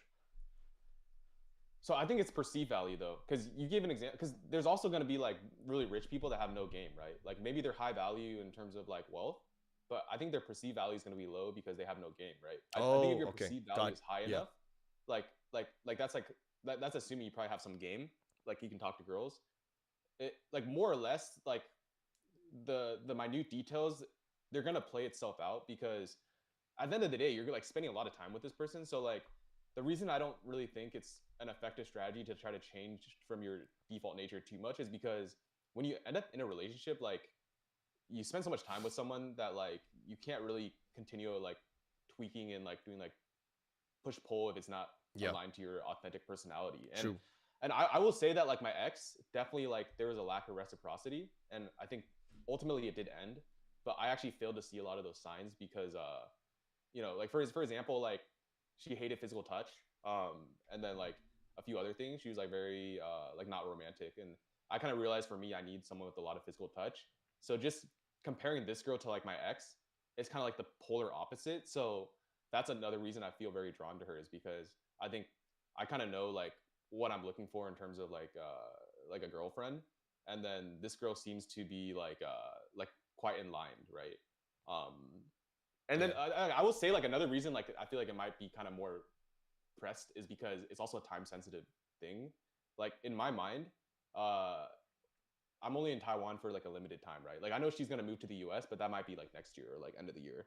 So I kind of need to just like make a good enough impression where like I think she's oh, willing to do long distance. you gotta So that's why make it might that. seem like I'm doing a lot because I like pretty much the way I see it. I don't know if it's because I watch too many fucking dramas, dude. Like I love this shit, but like um, you know, Chick I feel flicks. like I kind of need to like I love rom coms, but I feel like I need to like kind of like win her over before I like move back to the US essentially. Because I'm only here for the short term. Yeah, Because the truth is, once I'm back in the US, it's kind of over in my opinion. I don't think it's over. I think that's the problem. I feel like there's been so many instances where I don't like long distance, especially in Taiwan. And then, Mm-hmm. dude, if anything, Yeah. the love gets stronger when you're away. And yeah, when you're not, I don't know. I think like women, like they unconsciously affiliate that like, oh, he's not here and I miss him even more. Whereas when you're there and then it's like you're spending all this time with her, then it's like kind of getting a little bit more trite. It's getting more hackneyed. Um, Mm-hmm. but then like when you come here, the love gets Mm-hmm. stronger. So I think you're very worried about like if you guys are gonna develop the affection to a point where you guys have this solid growth, but at the same time I think you've already had that initial level of attraction that you don't need to spend too much energy, because it could also, that energy, be used against you. um I honestly, I'm gonna say, yeah, like Taiwanese girls, they're good. They're not really going to use that against you, but there are still Mm-hmm. manipulative girls out there in Taiwan. A lot less than America, Mm-hmm. but you have to be careful. You have to be cognizant how that gets used against you. Um, Mm-hmm. but I think Yeah, I'm aware honestly, of that. I'm aware of that. I think like I guess like I think where you might think is I disagree with you. Everything you've told me, I actually like think makes sense. I think just in my mind, I'm like someone that like I'd rather like the fear of pain. I think like this is like Alex Hormozy was saying, so just give him credit. But like I think the fear of regret outweighs the fear of pain for me for this. So like if I don't kind of like pursue to the max and like kind of like put all my like cards like like try as hard as I can, that fear of regret I think will eat me haunt at me. but Versus that's the like I thing. think if I like take action and I can feel personally like I tried Yeah, my best effort at like yeah. I like dating her and I fail, then I think it's fine. But do you ever question like, did you put too much effort into this? Because I know for like a job, it's very black and white. Mm-hmm. You either put a lot of Mm-hmm. effort or you didn't put a lot of effort. But Mm-hmm. for this, like for like dating, sometimes if you Mm-hmm. put too much effort, do you ever feel like that could turn off someone? Yeah, but then I don't think that's the right person though, Mm, okay. because that's the thing, right? Like it's like if my if I need to like dumb down how I like act and change how I act just to make myself seem more attractive for this girl, it's not gonna work out anyways in the long run. Yeah. But at the same time, That's what like I think that's where I how differ. I look at it, That's yeah, where I differ with you. I yeah. think. But how I look at it is like it's like Mm, a tuner scale. Like you could tune it up like slowly, adjust it up. Not like have, man. I always use like math for this, but like mm-hmm, if you guys know like the graph like y equals 2x, okay? Instead of a 2x, you can make it like y equals x. So when x is like 1, then y is 1. Whereas like if x is 1, y is 2. mm-hmm, So mm-hmm. I feel like it's the rate of increase, how you want to provide that affection. And I would say um, in 2.5 weeks, you do say that you're not simping, right? Like you do say that Mm-hmm. your definition of simping is different. So I think I think we're probably talking about different things. So yeah, I would say simping is Yeah, more like what I said, like just going yeah, like, yeah. yeah, blah blah I blah. think we're aligned with simp. I agree. I think I was an X simp, so I can relate. But even back to your math equation, like it's a dependent variable, right? Like there's an X and Y axis. So like I think obviously if your like input like your Y is like way whack, like it's 2X, like you're putting 2 times the effort as the girl, assuming the girl's effort is X. Yeah, that's like fucked, right? But if you're close to 1, I think it's fine. Like I think True. as long as like it's like somewhat close to 1, it's like that just means like reciprocity. But I did used to make the mistake as like an X like super simpy guy, like being like 2 to like I'm putting way more effort into these girls that like aren't that interested. So I would say like there's a balance, because like you can't put like right, way right. too little. You can't put like way too little effort, and that Mhm, affection is just not there. You also can't put way too much effort that they just think, mhm, oh, it's too much. But I think in your case, because you need mhm, to develop this ASAP before you like come back to the States, I mhm. honestly I think it's like hit or miss at this point, right? Like that's what Yeah, yeah. you're thinking. But at the same time, I don't think it's hit or miss, because you could still come back here and you guys could still develop that online connection. Yeah, yeah, yeah. I mean, um, Is it worse to be a simp y- or LGBT in terms of oh yeah. Let me just respond to Skate Check real quick. Appreciate the super thanks by the way. Yeah, I think these tips do apply to white guys. Like honestly, I think dating tips is like more or less universal. Like the only difference with race is like how how much like comfort you can build and like relate to them. Uh, in terms of like simp or LGBT, like I think like LGBT dating is just it's so different than like hetero dating, right? Like I don't know too much about like being a gay or whatever, but like I think even if you are LGBT, like you don't really want to be simpy. Like in general, simping is just like Hmm. simping is essentially like just putting in too much effort on like people that don't value you. That's Yep. I think that's like the easiest way to say simping, right? So Yeah. um okay, kind of going back to like this discussion, like I do think it's a bit like okay, the way this is the way I framed it in my mind, and like you probably would disagree with this. I think I found like kind of like a diamond in the rough person because um she definitely has like a lot of guys that like are like pursuing her at the same time or chasing her. Because she's had a few examples she's given me where it's like she says like, oh yeah, you know, I tend to relate to guys better, and like she'll give an example, and then I'll just be like, well, you realize like half of these guys are more like are only like laughing at you or jokes or like being super nice because they actually like you and they're just like not being direct with their intention. And then I was like, I bet if you texted like half these guys that you like them, like they'll probably like say they've liked you the whole time, right? And she actually did like kind of validate my claim. Like she's like, oh yeah, there's a few examples of like this guy he turned out to like me, and like oh I didn't even realize. So I think she actually is like a bit like she actually is genuinely naive. I don't think she's like lying to me saying like oh you know like ditzy like oh you know she's not like a ditzy girl. She's actually like smart. She went to like Yeah. NTU Yeah. and stuff. So like um to me it kind of seems like I've actually discovered like a diamond in the rough type of option where like I think there's actually like potential like this is gonna sound simpy to you, but I think it's like a potential candidate for marriage. I'm being like dead ass here. Bro, wait, did you say something similar about the other some other girls that you dated over there? That's the No, thing. no, because the difference is like there's a major gate check with the two other girls I was like into that were like local here. After around like the 20-hour mark, like 3 dates, right?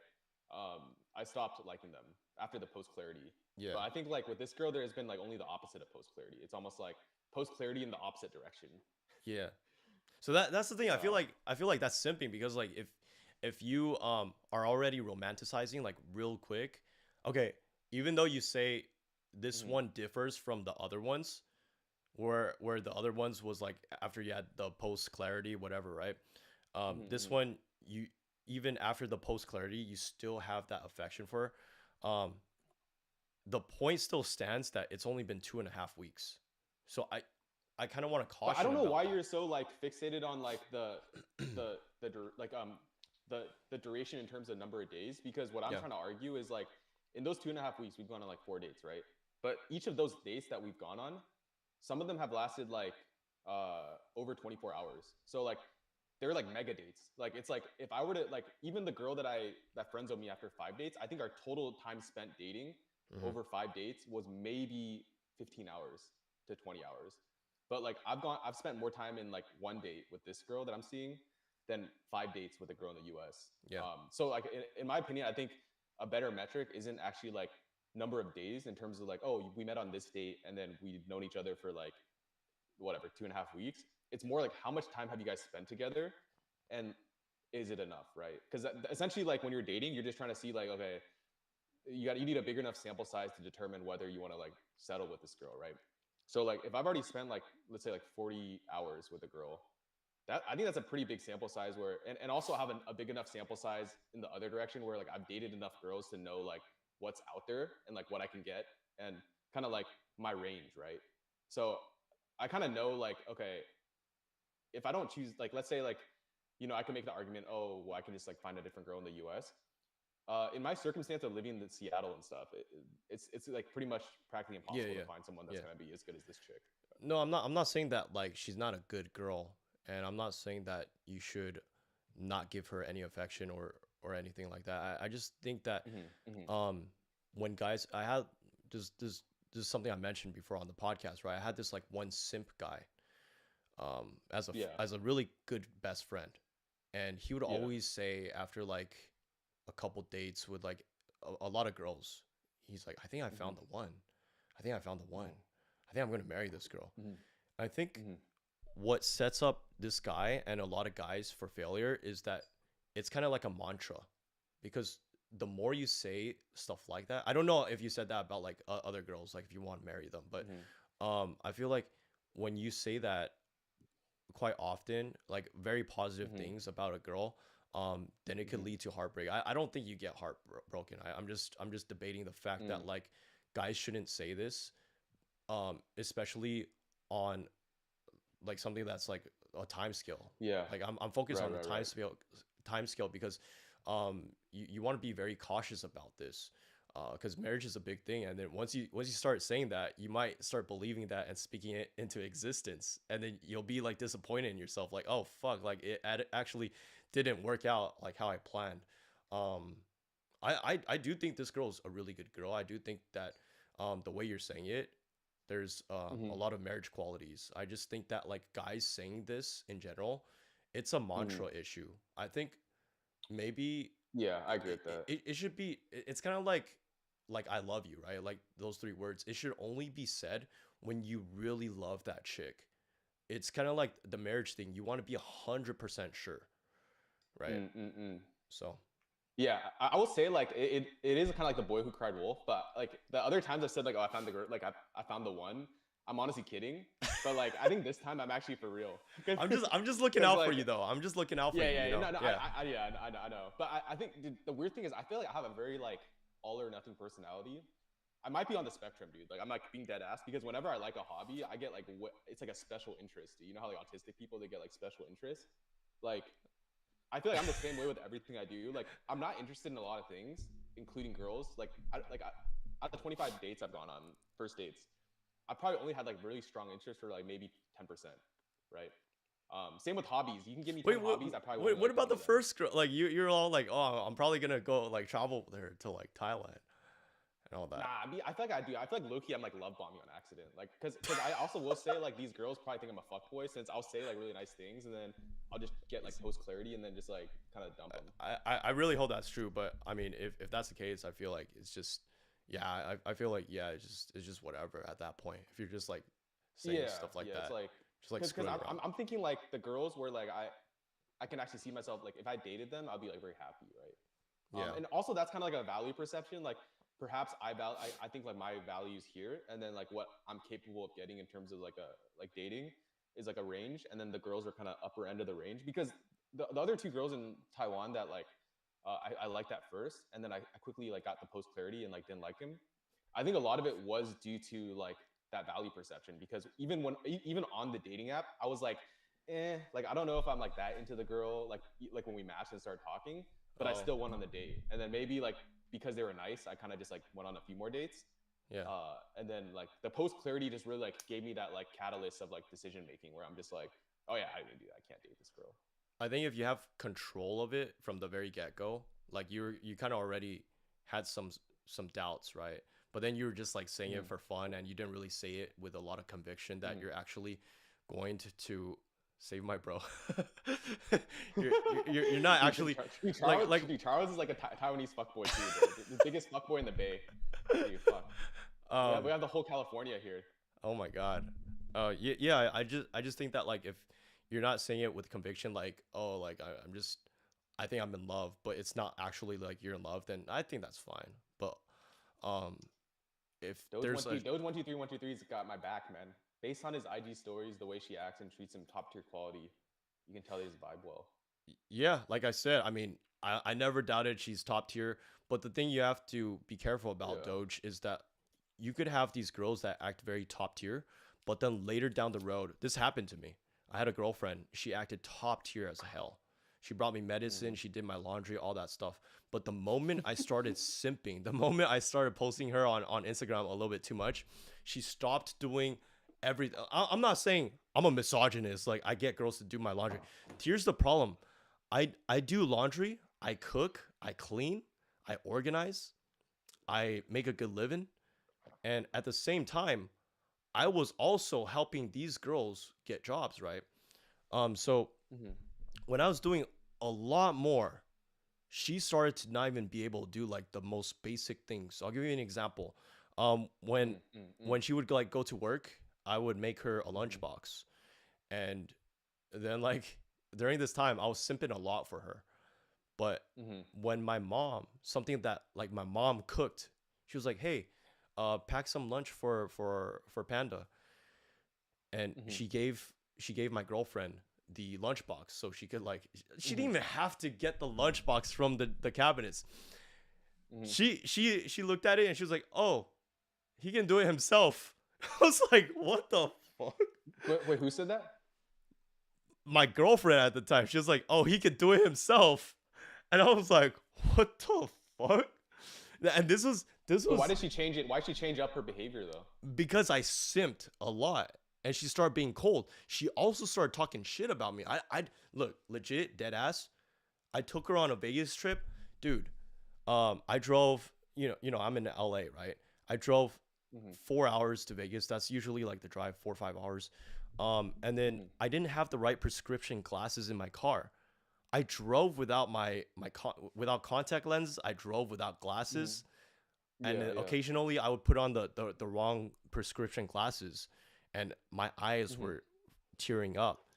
When we got to Mm-hmm. Vegas, we had some other female friends over there. Dude, they were talking shit about me and like my other friend. Like the girls were just there talking shit about me and my other friend. I was just like, Mm-hmm. Mm-hmm. dude, I I sacrificed my time to take you to Vegas so you can have a good time here. She never been to Vegas, so I was like, you know what, I'm just gonna take her out on this drive, and she started talking shit. She started yeah, even when we got back, she was talking a lot of shit. She didn't really do much, and that's what I'm saying. Like I feel like the more a person gives, if that person gives a lot more, it's probably not gonna be reciprocal. I agree. Yeah, appreciate the support, man. Yeah. See, like this is the thing. I think it just comes down to reciprocity, right? Because I actually made the same mistake with my ex when we first started dating. She was like hella nice to me, and then she kind of like once she started going to school and stuff, she definitely exhibited a lot of red flags. And then the reciprocity, I think she actually treated me better at first, and then it slowly tipped, and then we went long distance. See, And then I think that's the only that's reason she proof. stayed with me was because of like I was like really like nice and stuff. But Yeah, I but kind of learned from that. yeah, Yeah, sorry. That's proof though. That's proof that like men should still keep their girl in check. It could same very well same apply to yeah, like yeah, yeah. girls that should keep men in check as well because I seen like d bag dudes. Um, at first they're very loving to the girl, but then afterwards they become like a fat slum that just watches TV and lays on the couch. Like you see the typical traditional dad. He's just there while the housewife or traditional woman is just cleaning Mhm. and cooking and all that stuff, and he's just chilling a lot of the time. Um, that's what I'm Yeah, yeah. saying. Like, You can't get complacent. Like I got yeah, complacent in my last relationship, dude. Because I like once, like first off, I met her after a fucking bodybuilding show, like my season. So like I got fat, and I just never got lean again because I didn't have that motivation. Like yeah. I haven't been lean like this in 4 years because it literally took that heartbreak from the girl that friend zoned me after 5 dates to have enough drive to be like, fuck it, dude. I'm tired of like not being optimized and like But trying that's to the put my thing. Like best you stuff you out there. mentioned So that. it's like a complacency thing.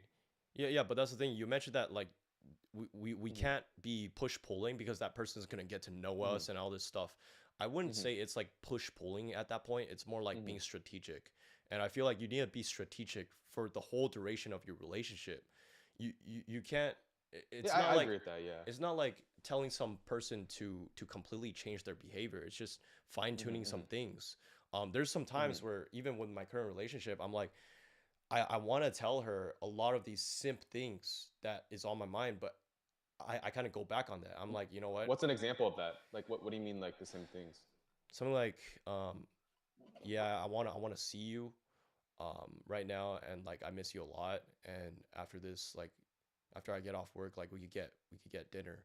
And I really want to get dinner with you. I'm really happy that we could finally get dinner, whatever, right? I kind of just tone it down and I just go like, yeah, like, my parents like they would get like dinner after they finish work, because they're like, yeah, we worked hard for a whole week and now we could finally eat together. So I kind of But say something like, like that, and I go like, yeah, so it's good to finally be able like after a full week of work, finally be able to eat with you, and I'm happy. It's different. But One is really yeah, no, sick. I get I get what you're saying, but I kind of actually disagree with you in a sense because I feel like you're shaping just from your past experiences, like thinking this is the way I need to act for this girl.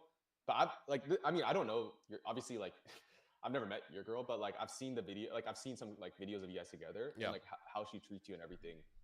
I think she's actually would appreciate you talking in the first way. Like obviously you don't want to say it I like too agree. much. You never want to overdo anything, I agree. but I can tell she genuinely likes you a lot, and like I don't Yep. think there's something you could say that would like be too much for her. I agree, but the thing is this, like, would you rather take a risk or would you rather play it safe? And so that's the thing. Like if I I feel were like to relationships be, are a risk though. Like if you get married to a girl or like have kids, that's a risk you're taking.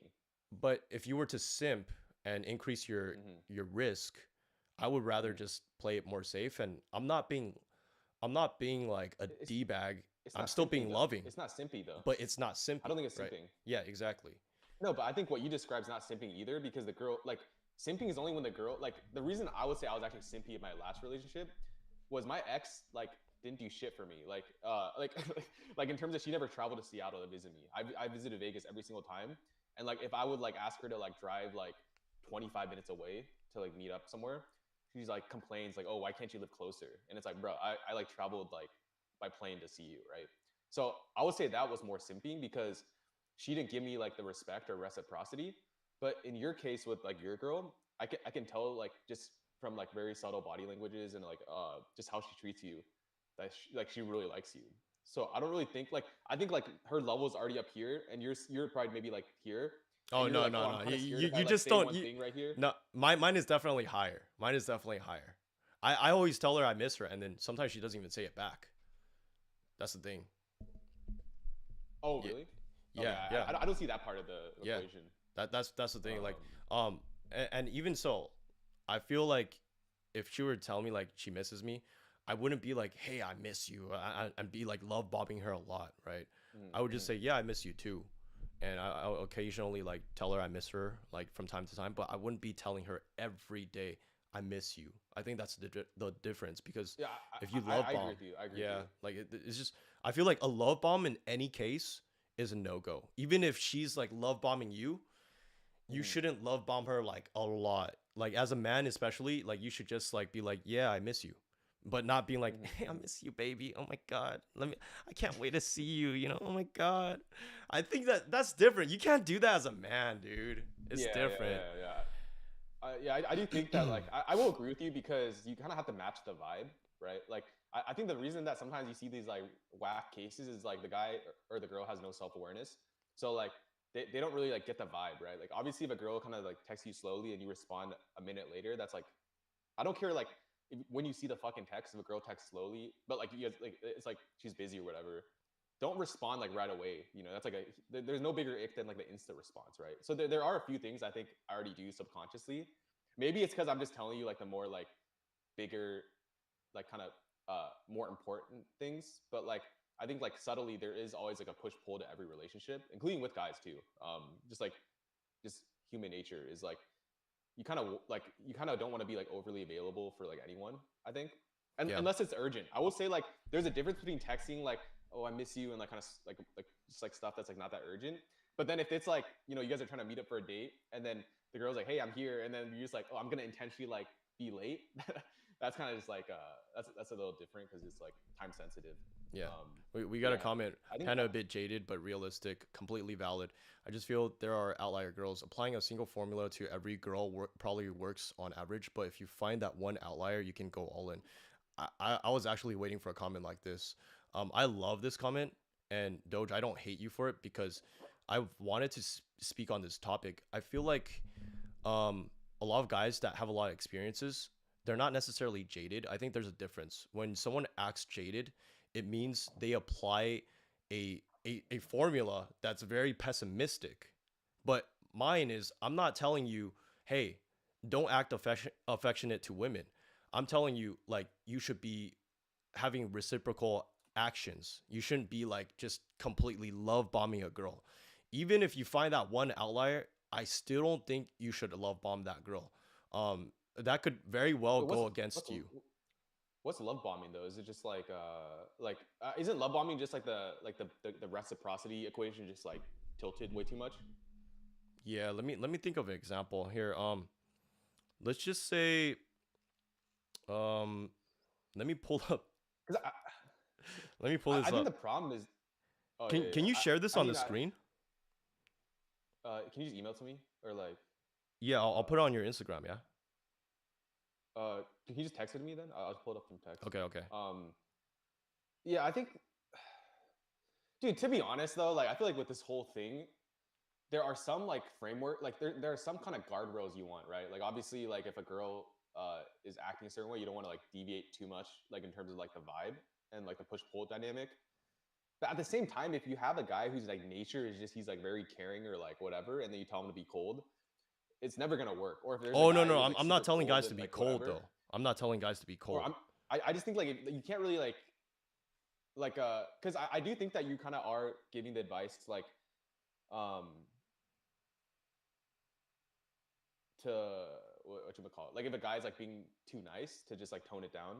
Yeah. But I think it just depends on like how nice the girl is, right? We can't give like a we need to see case by case, like oh in this case I think you could probably tone it up or tone it down, but it's too like context dependent to say like oh yeah you never want to do this or you always want to do this. It's very dependent on like how the girl treats you, to be honest, is like what I'm trying to get at.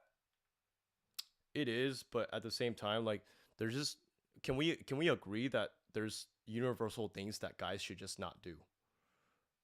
Like what? Like, um, oh my god, I miss you so much. It's just like acting like that. I think if a girl first says like she sends a long ass voice message and is like saying how much she misses you and all No, that no, the stuff, I the, think you the can respond tonality, saying like, the tonality, like oh yeah, you should never talk like a bitch, yeah, unless you're doing it as a joke. that's what I'm saying. Yeah, that's what I'm saying. Yeah. But I mean, like anyone who talks like that as their default voice is never gonna even get like a girlfriend. So I don't even think that's like a. No, bro. There's actually guys that they sound borderline gay. They're actually getting girls like that. But Well, they're I mean, yeah. okay. I sent it to you to your oh fuck. Wait, I gotta block out some stuff because Okay. there's like names and all this stuff. Okay. So going back, Korean guys get all the girls. I don't think Korean guys get all the girls. I do think they just use the K-pop to their advantage, but like, it's very just like a polarizing. Some girls don't even like Korean guys because they're too feminine, uh, for them. Yeah, Charles, dude, your advice doesn't apply to any guy because you're like the biggest fuckboy in the Bay, bro. He's like, nah, I respond right away. It's like, dude, he literally had an example. I'll just like make it high level. How like he like went on a date with a Lou and he like converted a Lou to like an Asian guys. Yeah, I just sent it to you, the edited version. I Okay. think. Let me Okay. check. Charles, none of your dating advice applies to like the masses. Okay. So let's pull up Yeah, let's pull an this up. example of simp panda. Have you seen this before? Nah. Okay. So this Let me is show you the picture wait, too. is this your post? Yeah, this is my post on my personal IG. It's been 1 year since we've been together. We have all experienced or maybe just seen relationships with occurring stresses, severe frustrations, and or instability being with someone. Sometimes even doing crazy shit for love. Being with, I never experienced any of these, even with the amount of love we have for each other. It has been a very stable relationship and has been the happiest relationship of my life. If ever, we always put an end to disagreements quick. Oh God. I believe this all comes from capacity to understand one another, mitigating the amount of God. stresses we put on each other, and supporting each other as best as possible. This is worse Selfless than for I each thought. other. No matter how far we are apart from each other, we'll be staying strong and keeping it 100. Holy shit. Fighting. I've never put so much faith in a relationship as I do with her, which is why I believe in a future together and why this is the biggest thing I bought for any girl. Happy 1 year anniversary. Okay, 4/12/2022. Brother, 我们在一起1年了. That's all I can read. Okay. brother, I wrote a Chinese version too, which is crazy, huh?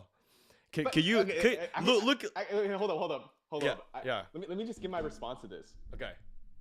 Wait, is this the girl that like you're saying that like the example you gave earlier? Yeah, where yeah, she's, like, same your one, mom same asked you one. to get, okay, same one. Okay. Um, I feel like when you go to weddings, like this is the kind of shit they say to each other though. So maybe it's just Yeah. like not the right girl because I don't think this is like. To be honest, this is not that bad. Like I don't even think this is bad. It just shows you like her a lot. Yeah, but the thing is, dude, it's hella cheesy. Like looking in retrospect, it's not that I'm jaded, but I feel like Mm-hmm.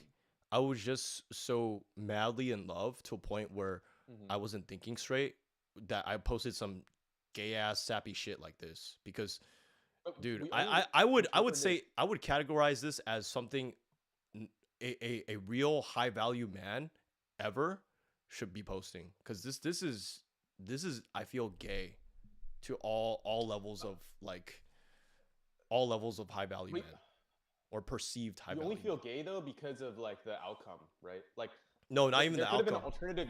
There could have been an alternative universe where like this could be like a wedding vow. I feel like it's like you say a speech at the wedding and like, oh, For how you met for and like for for but wedding, yeah. But take this, like I posted a lot of these, a lot of these types of things.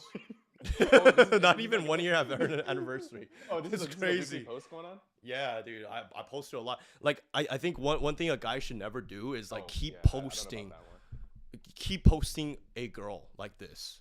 Like Oh wait, okay, this yeah. is I mean, what are you too doing, bro? Come on. this oh my god. Yeah.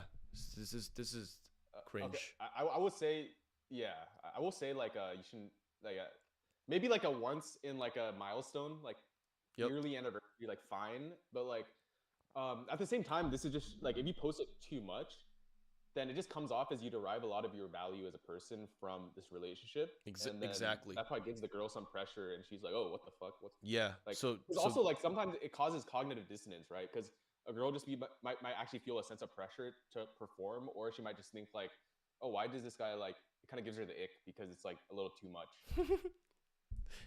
I think we're on the same page, bro. I think we're on Dude, the same Charles is page. like, Charles like, I think you got the wrong girl, Panda. And then he's No, like, and okay, that's the wait, thing. that was It's every week. Never mind, that's on you. oh my God. No, it wasn't every week. It was like every other month. Every other month, I Okay, would say. that's not as bad. Okay, respect. We all done gay shit like this. Coming to clarity is what makes me not gay. That's true, dude. Okay, hey, hold on. We gotta respect Panda for acknowledging this because a lot of guys that chat, post this kind of stuff and they don't know they're doing anything wrong. chat. We could all agree this is gay, right? This is universally gay if a guy does this on a high frequency basis. Yeah, but I Universally think gay. the key word here is high frequency. I don't think it's gay if you do it like once a blue moon. Yeah, and that's the thing about love bombing. I think it's a frequency scale because you're love bombing her constantly. Like, for example, you could give a lot of love in a short period amount of time. Right.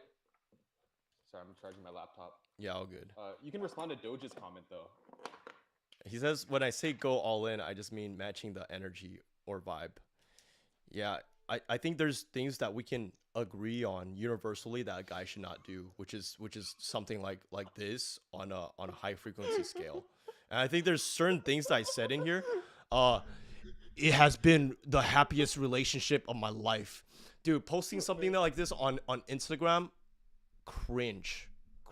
And Dude, it's how not, funny is this dude, like even if a girl were to do this to me now, today, I would, yeah, I would reciprocate, but I wouldn't reciprocate like it has been a very stable relationship and has been the happiest day of my life.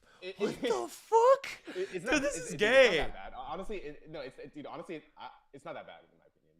Oh my, I don't know. I was laughing because like this comment. Oh, I thought all in meant unprotected.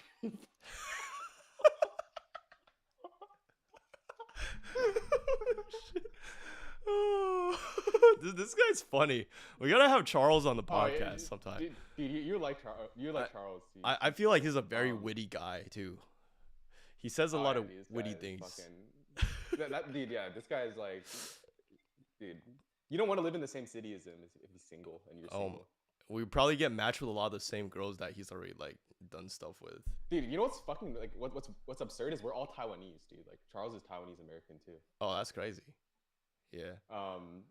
But yeah, dude, honestly, Panda, I don't think like it's that gay, dude. Like I think maybe like he posted it like a little too frequently, but in reality, I think that's just not the right girl. Yeah, but I think that's the thing. Like, look, would a girl's love for you really decrease that much, or would that inhibit your growth if you just posted something that was just like three liners versus something that's a whole fucking essay like that? I That's what I'm trying to say. I feel like Okay, actually, there's you know things that are what? You safe. know what? You know what? Actually, I don't know why you post on Instagram, because if I was gonna write something like that well thought out, I would just write it in a card and like give it to her like one on one. I think the gay part is you post on Instagram. Now that I think about it, because Yeah. wait, why'd you do that Okay. So I'll on say why I Instagram? did that. It was a strategy thing. Um.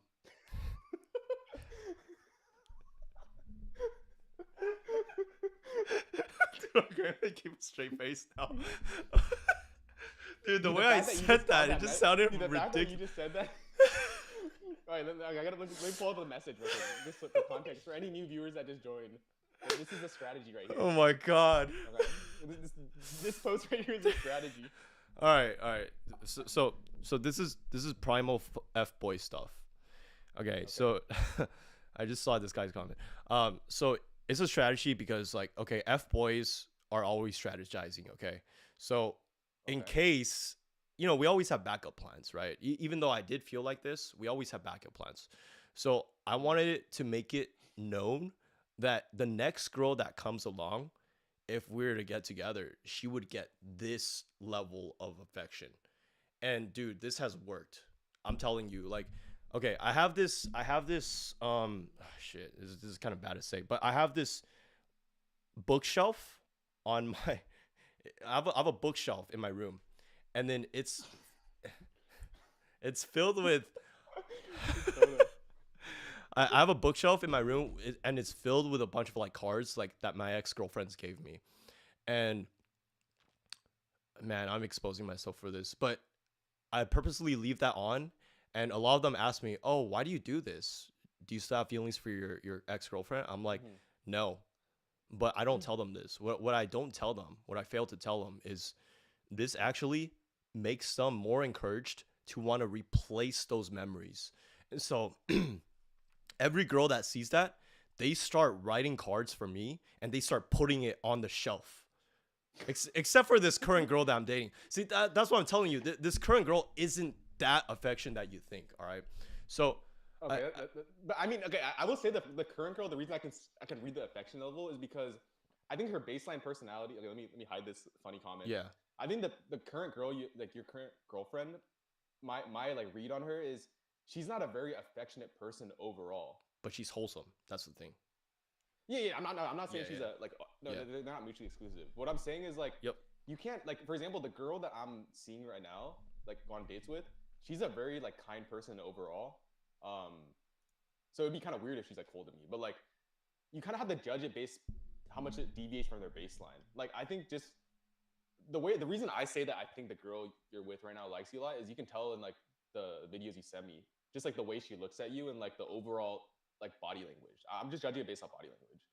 Um, so it's not necessarily like you can't expect her to do something that like a really feminine, like super overly kind girl is gonna do because they're Yeah. just two different people. Yep. You got to see like how much does she differentiate from her like kind of nature's like default nature. But dude, this comment's like so funny.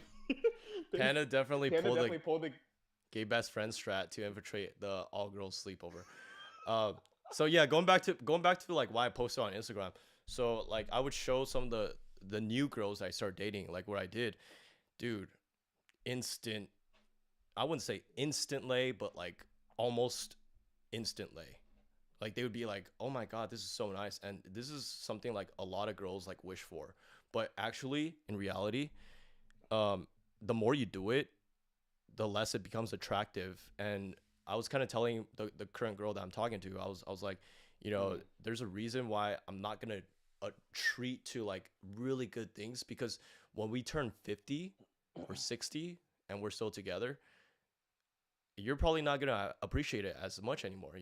I mean, I feel like that's just how things are as human beings because things get old after a while. So if you take a girl every year to like a really nice thing, like omakase or something, right? Mhm. Mhm. It could very well be getting old after a while. So I mean, I'm not saying to not treat her to nice things. I'm just saying like the frequency could be decreased a little bit. if you want to increase your chances of safeness with the relationship. And also, love bombing is definitely a no go. Like, I'm not saying this because I'm jaded. It's just more like the reality because um I've always known this from a very young age because I've had waves of where I simp for a girl, I start being a fuck boy. I simp for a girl, I Mm-hmm. start being a f boy again. So Mm-hmm. it's like my first girlfriend, I treated her like a f boy. My second girlfriend, I treated her like a simp. My third girlfriend, f boy. Fourth, simp, Mm-hmm. whatever, right?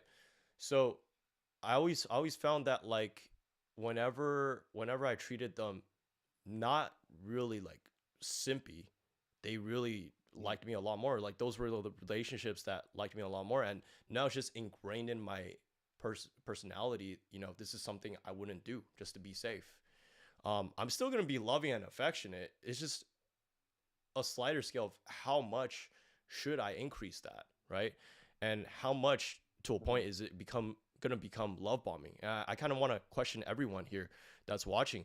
Like, are you gonna Mm-hmm. give like way too much to a point where you turn off the girl, or do you want to just like give just the right amount to attract a wide variety of girls? And when you have that girlfriend that becomes your wife, you keep giving that stagnant level, then it would be sustainable. It wouldn't be like a lot, and you keep giving a lot to a point where she's just like, "Oh, this is too much. I'm out. I'm gonna go cheat on a guy." Yeah. What's So up, Brian? What's up, brother? Yeah, I think like, dude, to be honest, I actually think love bombing works like well if your dating market value is higher than the girls. Because like low key, I'm just trying to think back to those two girls in Taiwan that like I like abruptly ended things with after I got the post clarity, and like I low key like love bombed the shit out of them in hindsight. But it wasn't like in the moment I did mean what I said. That I was like, oh yeah, let's go on a trip around Asia. Like in the moment, I was actually thinking that. I just got post clarity and then I changed my mind, right? yeah. So I think it's very context dependent because I agree with you. You should never be like making those kind of posts every single week or whatever. And I would actually argue. I don't know if like did you think that girls could sense your post? Did you think that that girl could sense that your post wasn't genuine? Like Nah. could she sense that it was like a She test knew it move was or okay? genuine. She knew it was genuine. How do I know? Is because I could tell she got Mm. turned off by it. I mean, she started treating me different. Like I was lower than her. She got turned off, bro. She got turned off Okay, as yeah, yeah. bro, Yeah, and then I would also actually argue that.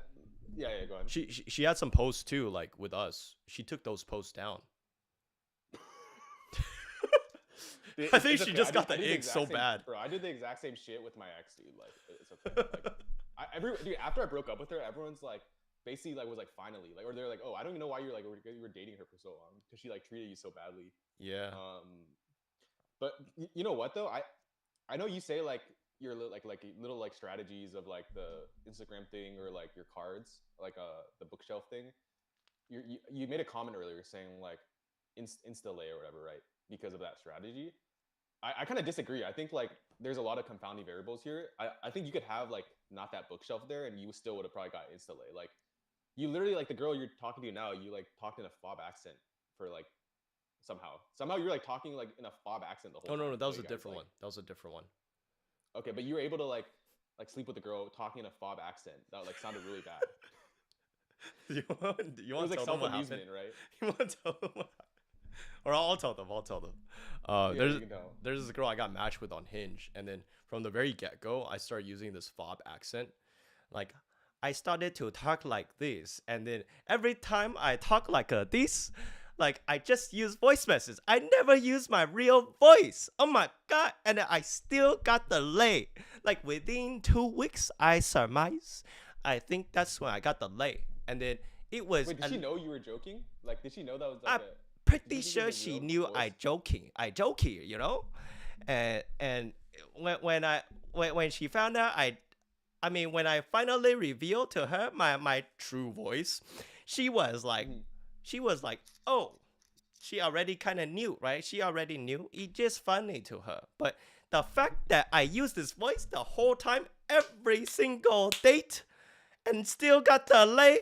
Oh my god, that was the crazy, dude. Oh, oh, I, Did I you use kind that of, voice when you guys? Oh, Did you hear that voice when you were like doing like that would have been very funny if I did that, But I also, I record some of our dates and I sent it to you. I did like a voice memo, like a very quick, like a very in my like a secret operative, like a SWAT team, SEAL Team 6, and I just talk like this, and I got it. Oh my god!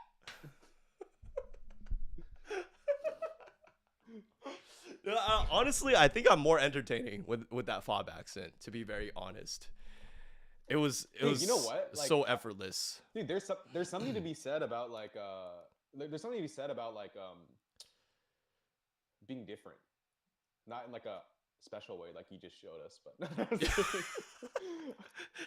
I think that's no, what it no, attracts. Yeah, like when you're no, like but funny yeah, like that. because even yeah, because I think the reason in Taiwan I'm I'm having like a lot better like time when I'm on the dates is because I'm like much more novel, dude. I'm like an ABC, like they're not used to guys with such like shitty Chinese, but at the same time my English is like fluent, so it's like a very like mysterious kind of vibe. Yeah, Um, versus like I will say like Taiwanese guys apparently have like no game because like they're all too like much of pushovers or like scared to express themselves.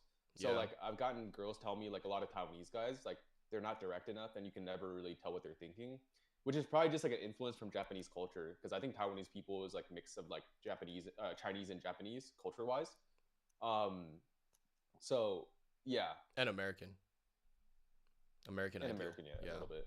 American, yeah, yeah, yeah. because it's more So hookup is more prominent there now. It's.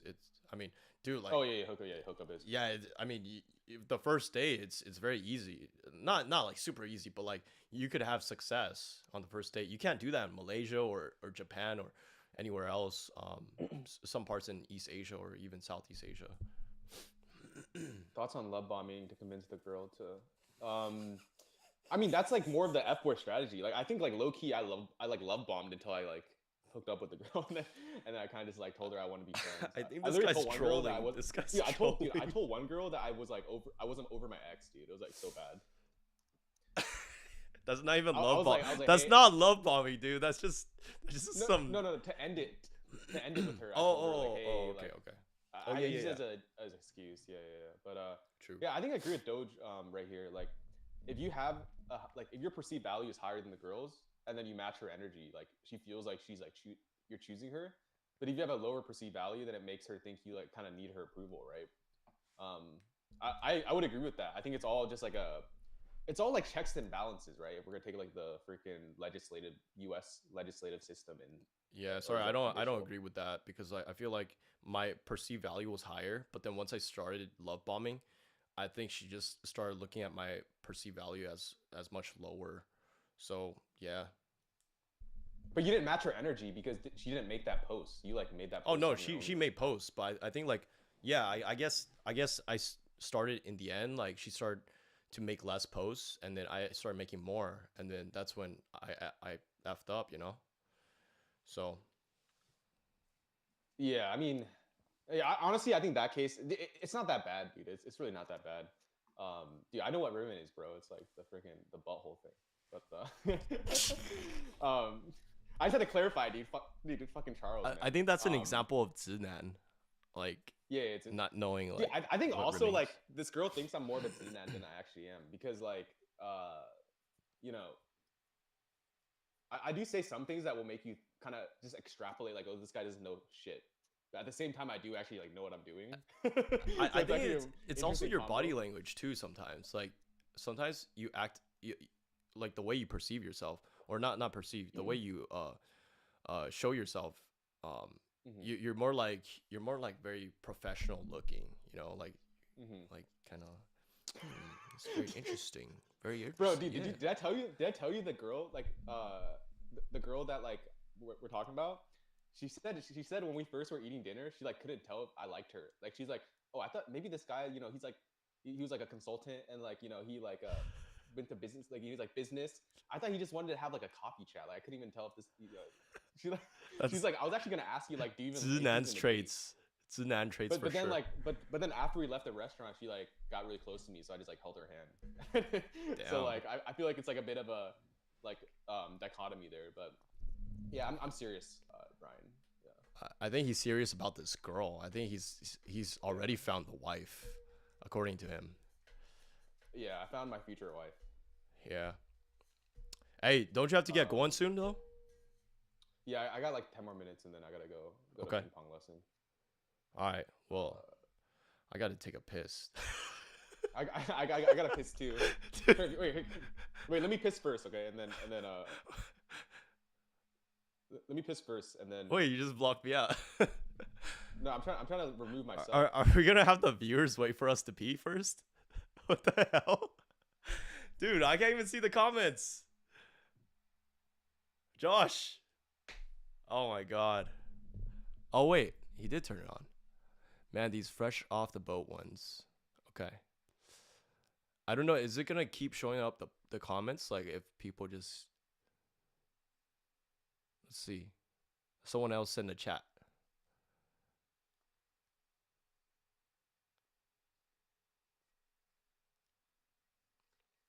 Damn. Left me by myself. I'm gonna go pee. Screw it.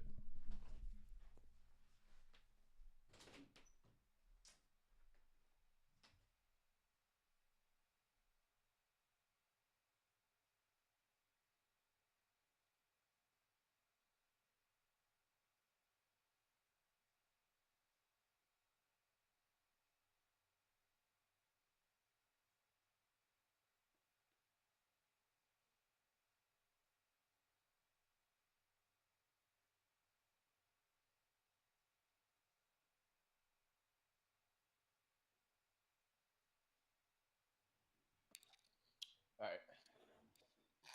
So okay, basically Panda's going to the bathroom, and I just came back. Yeah, I think, dude. To be honest, I feel like I, I feel like Southeast Asia will change my perception of dating. I think like even coming to Taiwan, I don't know if I can date in the U.S. Like I think in terms of like my standards is gonna be like so much higher. Like so I feel like if I go to like Southeast Asia, dude, like especially Vietnam, I find Vietnamese girls the most attractive out of those Southeast Asian countries. Hey, we should do a Um, bro trip. Let's go Vietnam. I haven't gone there yet. dude, you have a girlfriend. It's not a bro trip. Same, dude. You don't need to do things with girls to have No, a bro trip. I'm just kidding. But when you go to Southeast Asia, I feel like a big appeal of that is the dating part now. True, I guess. I guess. I mean, True. well, I mean, I say that because I don't know anything that you can do in Vietnam, right? I think in Thailand definitely it's like okay, let's go get some go-go girls or whatever, some yeah, whatever stuff like that. Just ask her for a week off of the relationship. Can I take some PTO? Can I take some PTO off this relationship? I've saved up my 10 days. Dude, your friends Brian and Charles are troll as hell. Oh yeah, dude. They went to so basically like they came to a retreat last year. Then this year they went to like Vietnam or no, they went to like Philippines and like Thailand or something. They went to Southeast Asia, and they invited me, but I said no because I was like too one-nighting over that other chick at the Dude, time. we should do like a wholesome bro trip. Like actually with like the Asian men community. We gotta start something like that. A, I'd be down for like that. a church retreat, a Korean church retreat. Like where we actually vacation or something. I don't know. It's gonna be Yeah, tough so I though. think like I think basically like dude the TLDR of the whole simp not simp thing is just literally like the balance, right? Like I think that's like like just to wrap this thing up. Well, It's just actually, like also you, the love bombing too. Like there's just certain things that are black and white to not love bomb. I think love bombing works as a strategy though. I'm like Yeah, that ass. yeah, yeah, yeah. But to a certain extent. Because some girls it'll work really well. It could attract the girl up, but then also some girls it could push her away. So I would just say Yeah, like it's polarizing. It's a polarizing strategy. yeah, it's I mean like once you're in a relationship, right, for a really long time, I would say you don't Mhm. even need to love bomb the girl too much. You just keep it like stable to that point. Yeah, yeah.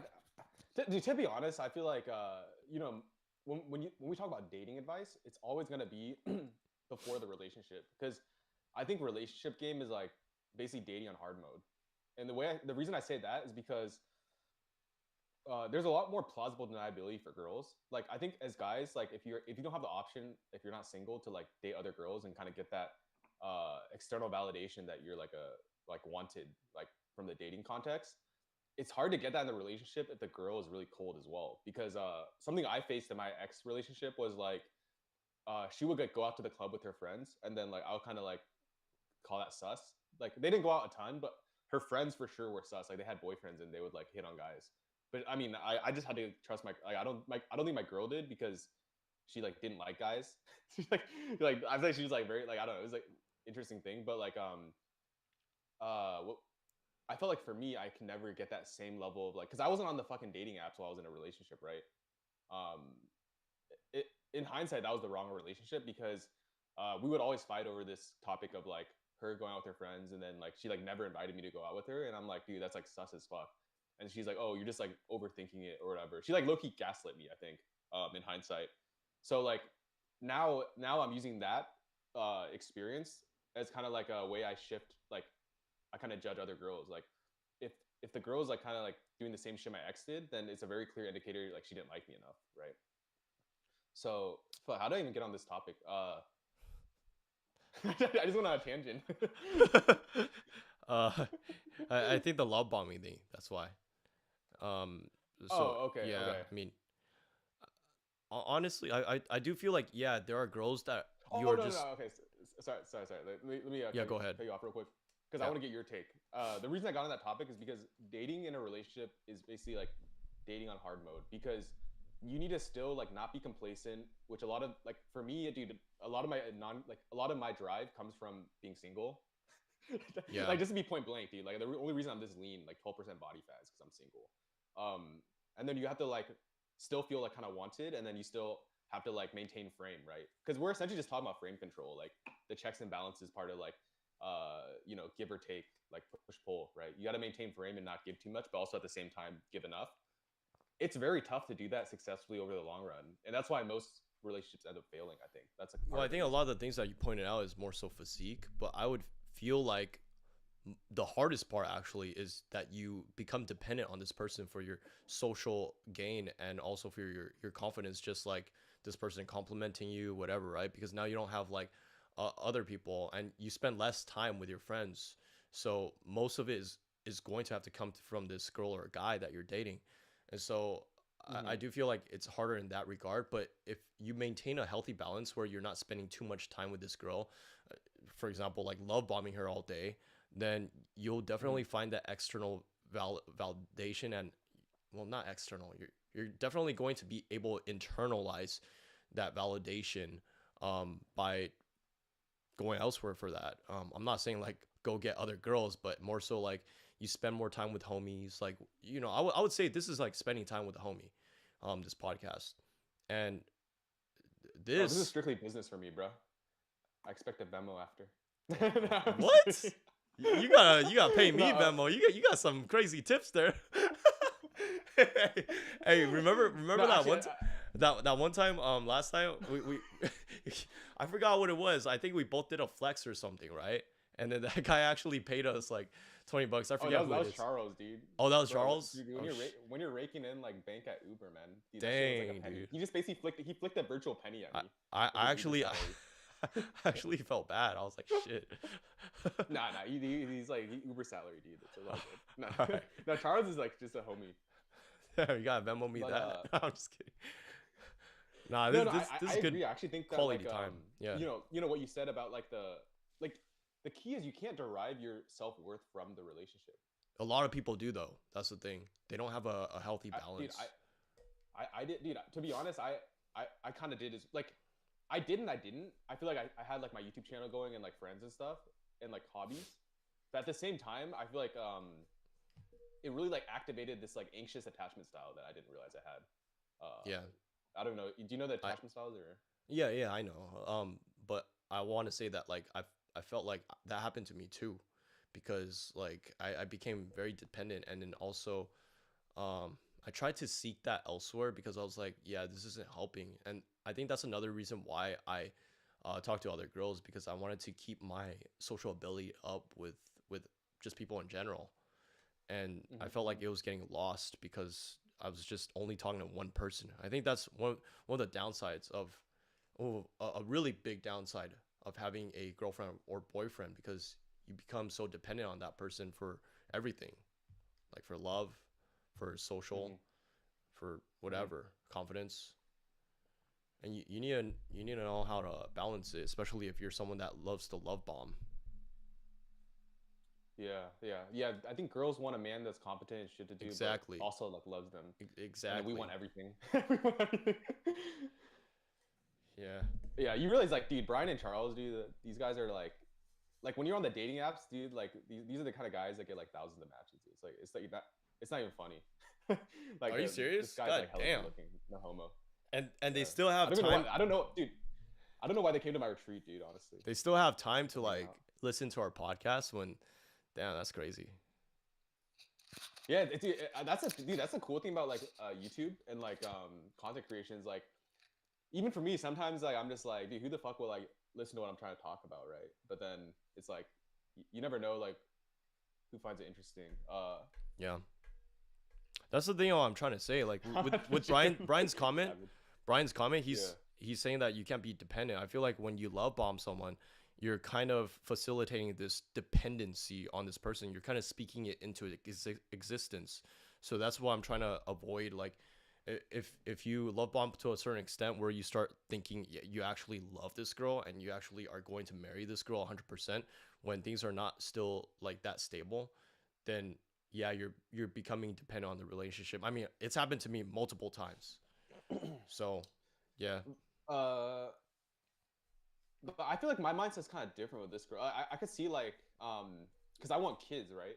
So I'm trying to like assess things like from a because dude, also like I'm like fucking 29, right? Like I have friends that like they're like dude, even like the dating coach I took like a long time ago, he's like 42 and like he just moved to Thailand to like try to find a wife.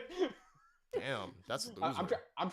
I'm trying to avoid like ending up like him, bro. Like when I'm 42 and like I don't have a kid yet, right? So I need like on the one hand, we're like I feel like in modern dating, we're always like, okay, well you need to like have parameters in place and like be selective. And but at the same time, dude, like we're all gonna die eventually, and like we gotta have kids before like we're too old, right? I want to see them like grow up and stuff. So you also have to like you know long term plan and like if you want kids, like plan properly. You know what I'm saying? Yeah, Like I don't know, like because that's like the whole point of dating for me is like I want to just like get married and like have kids eventually. yeah. Does my girl go clubbing to the bars? She's only gone clubbing twice and she's 24, and she says she doesn't like clubbing. So I feel like that was like a huge green flag. I think my girl Um, does that too. She only gone like twice, and she was just like, yeah, for experience. The other ones yeah, that like that's like what she said too. the other ones, my exes that like went clubbing quite often. My God, their perspectives were kind of crazy.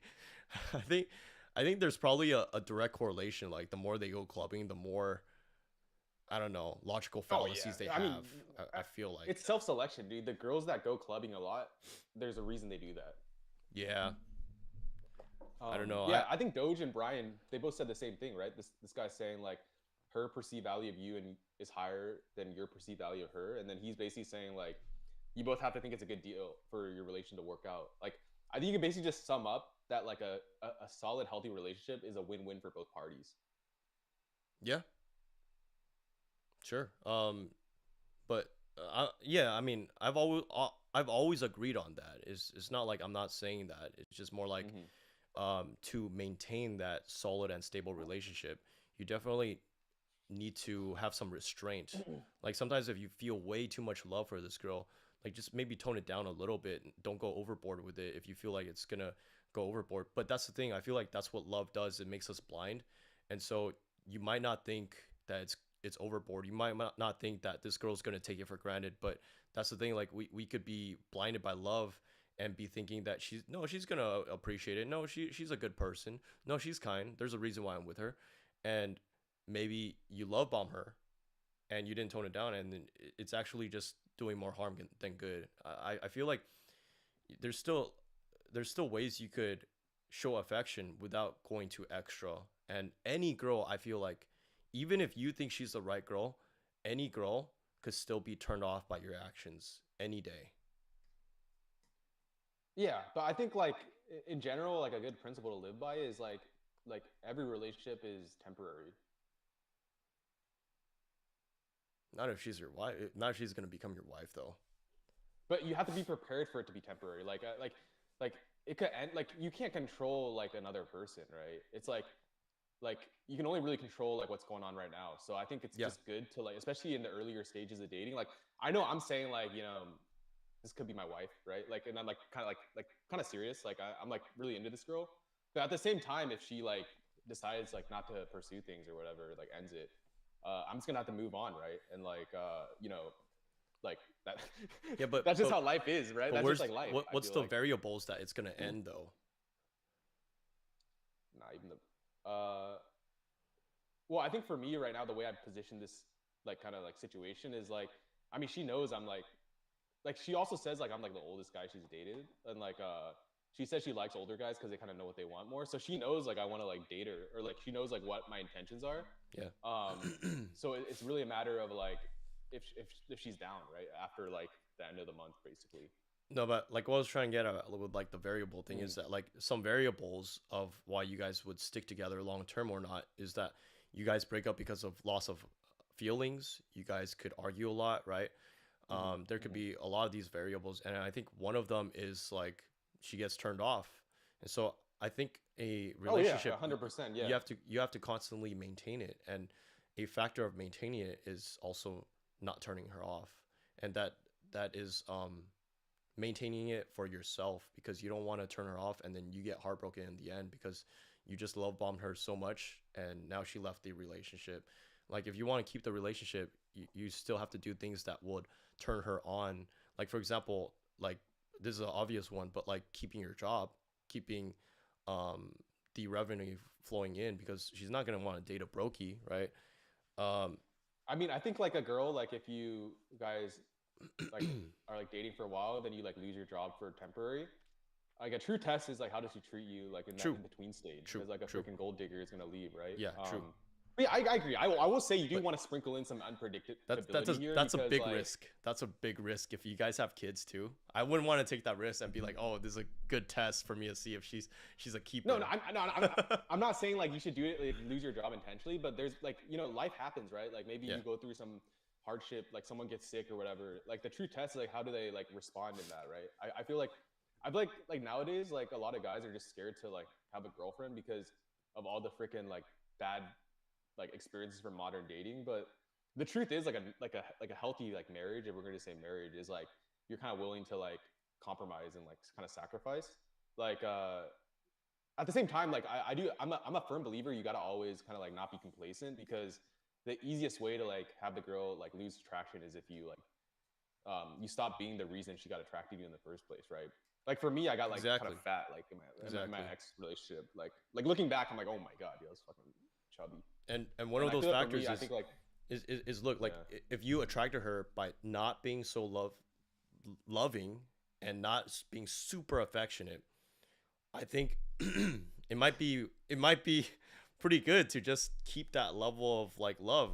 I mean, look, the thing is this like if you're a if you really attracted loving her and you're guy, like if yeah, you're a really loving guy naturally, you know that's whatever. But then you have to kind of right. start evaluating: are you gonna be like really really loving later down the road to a point where you turn her off?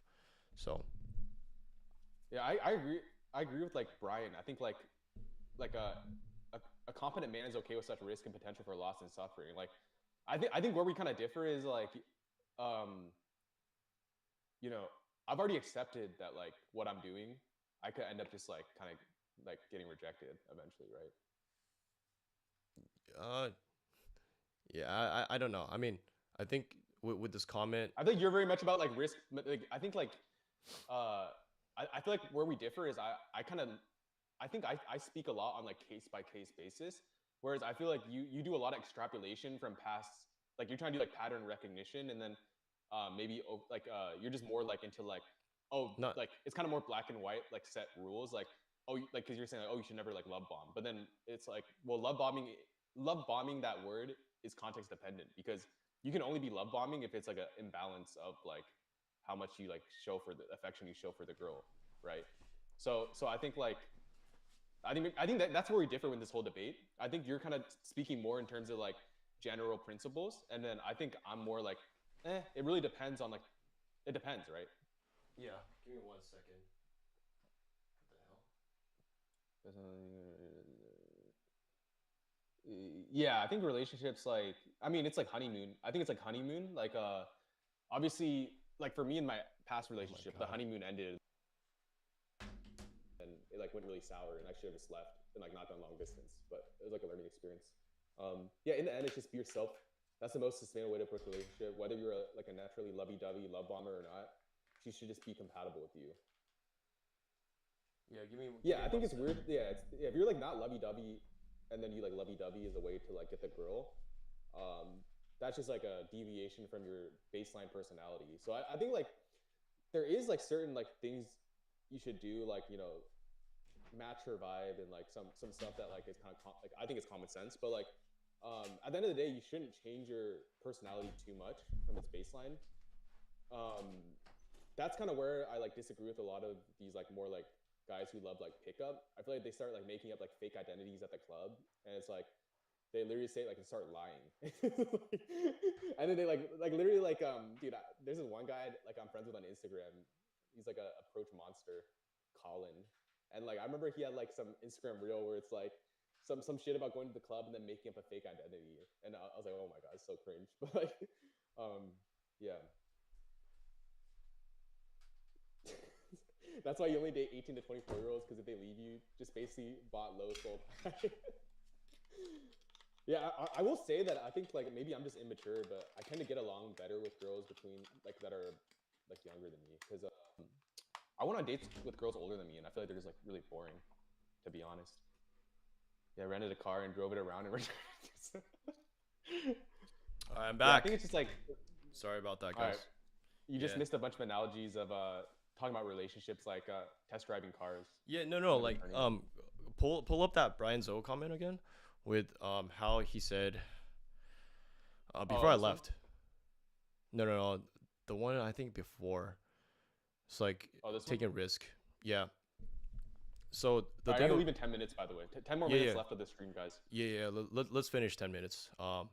So I don't agree with this. Do you know why? Like, Brian, I want to ask you, like, when you meet a girl, if you see like her body count, like if she's like sleeping with a lot of guys, talking to a lot of guys, would you still want to like continue dating her, or is that like an instant screen out?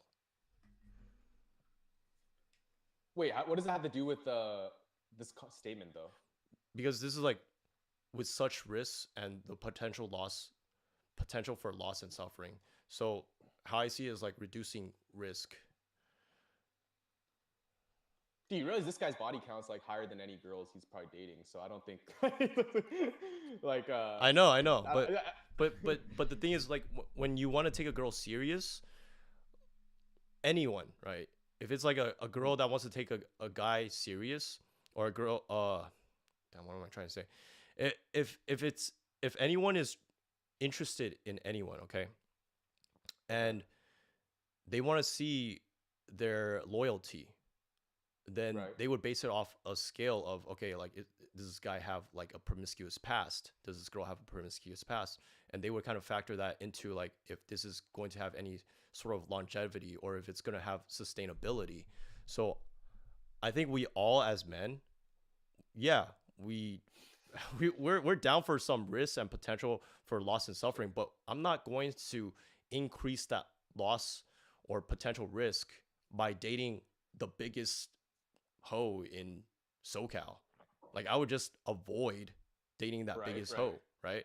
And so But there's any like like it's like what you yeah. said. I'm already taking a risk with like a relationship. So if I go into a relationship, it's a risk already.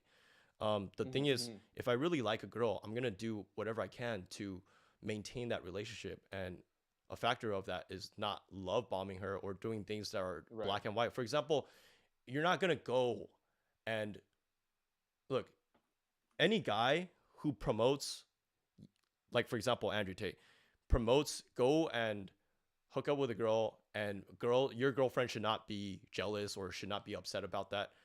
I would say that's a very risky thing to promote to guys, right? I think we could all agree that just not cheating is a very safe thing to do. So why would a girl be with a guy who's gonna cheat on her, right? Like it's not we're not going to just increase our chance of having a failed relationship and a potential loss and suffering because we want to date a guy who cheats. Um, yeah. All right. Quick interruption. Yeah. Appreciate the super thanks, Andrew.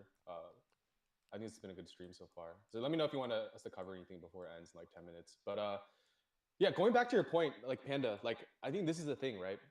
Everyone has different risk tolerances, or like everyone has different things they value. Because while one person might be like, oh, if a girl's body count's over 10 or like whatever the number is, it's a deal breaker.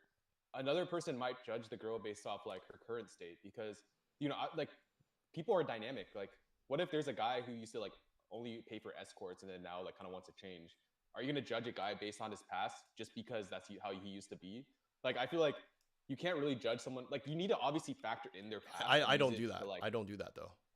I don't just okay. Like I think I told you before. Like my past girlfriend, she had a high body count. I was still with her. Mm-hmm. Yeah. So that was just an example. Yeah. But I think like another reason I like this current girl is she has like very low body, body count. So So I feel it's like a green flag, right? are Whereas like you a that less 132 competent year old, man because you're not okay with the risk and potential loss of suffering? Like you want to reduce that? Like that's the thing. no, Like no, I have but with this is this the comment. thing. The risk with this girl that I've seen so far, right, is that she's like a bit naive, and then she also has like a lot. She has like a few, like she has guy friends, right? Like Yeah. so she's younger, like has like a lot of friends. So like a risk I see is like that could potentially be like a gray zone in the future. Like oh, but then I asked her like I was like oh, if I thought a guy was like trying to hit on you, but you think he's just a friend, like how would you respond in that situation?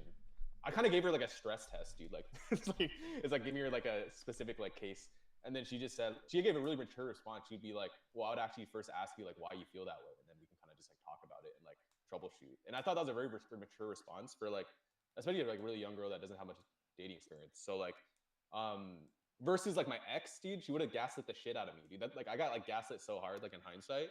Um, so yeah, I just feel like for me, like I really pay attention on a case by case basis. Obviously, for me, body count. If the girl's body count's like too high, it does give me a bit of like a sour taste in my mouth. Like, um, you know, for the LTR, because like I remember like that one 32-year-old girl. I asked her body count. It was like a little higher than mine, and I got a bit like it kind of turned me off a little bit. Yeah.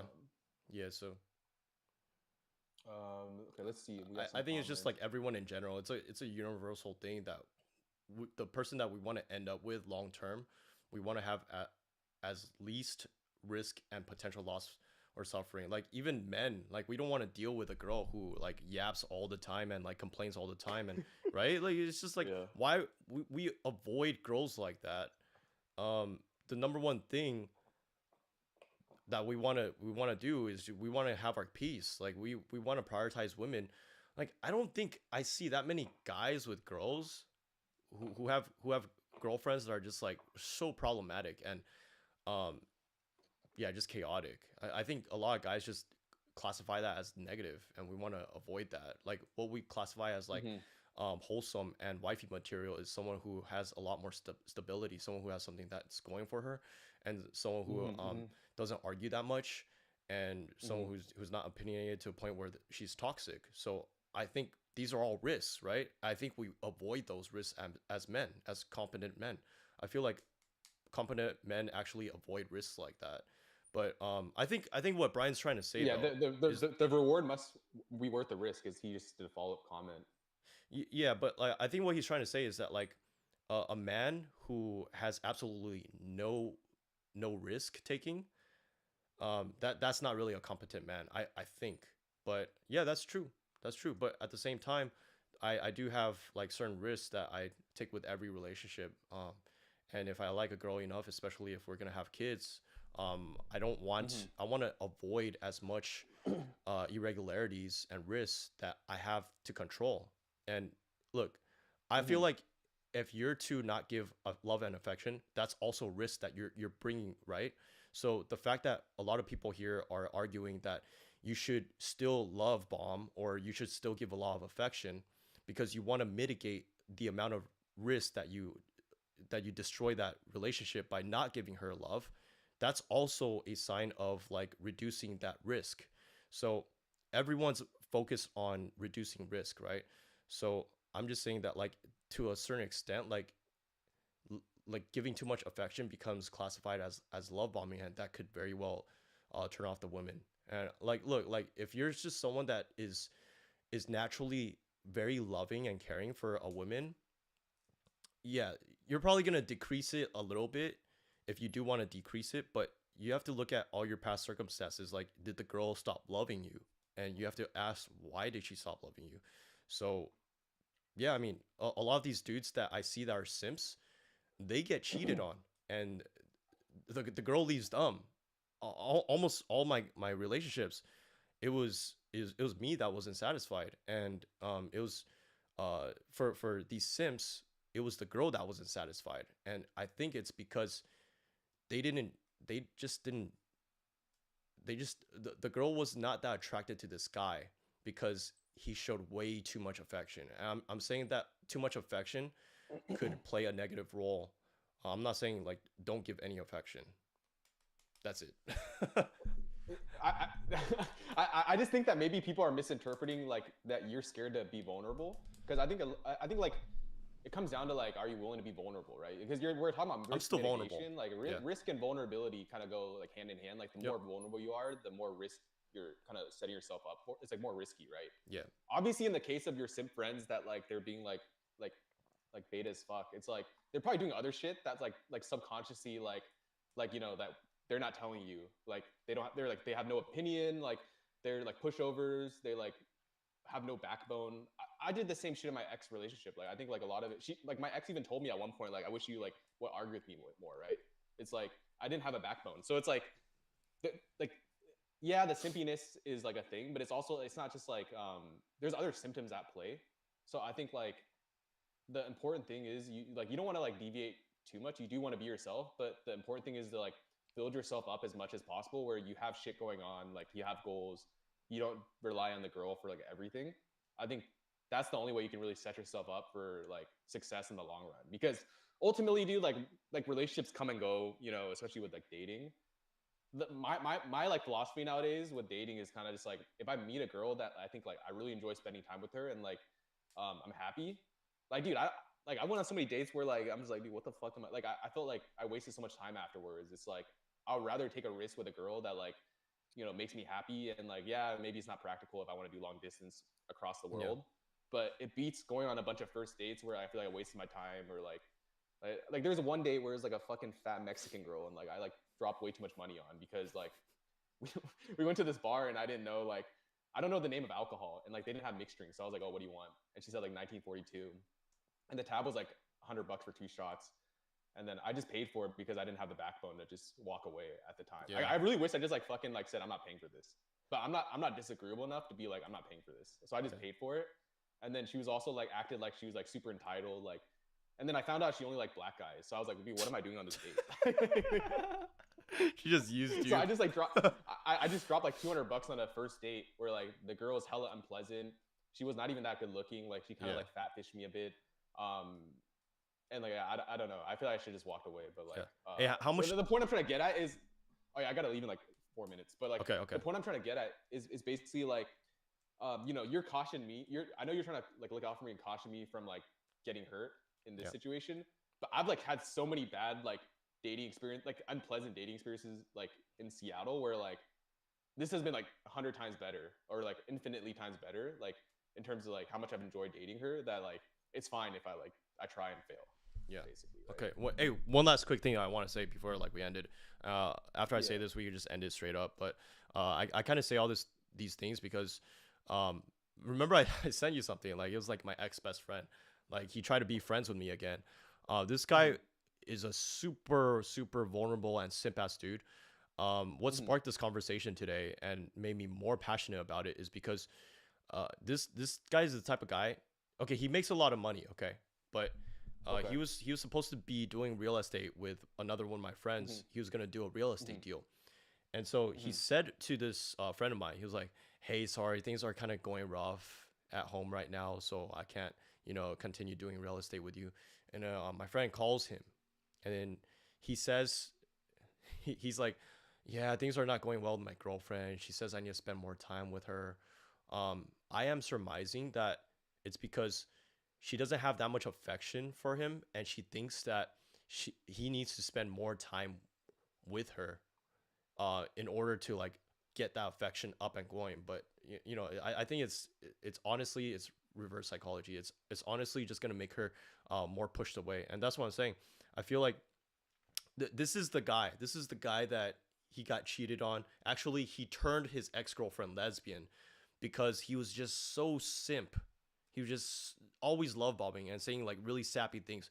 The stuff that I would say, he would say that on a daily basis. Like that post that I posted, he would say that shit on a daily basis.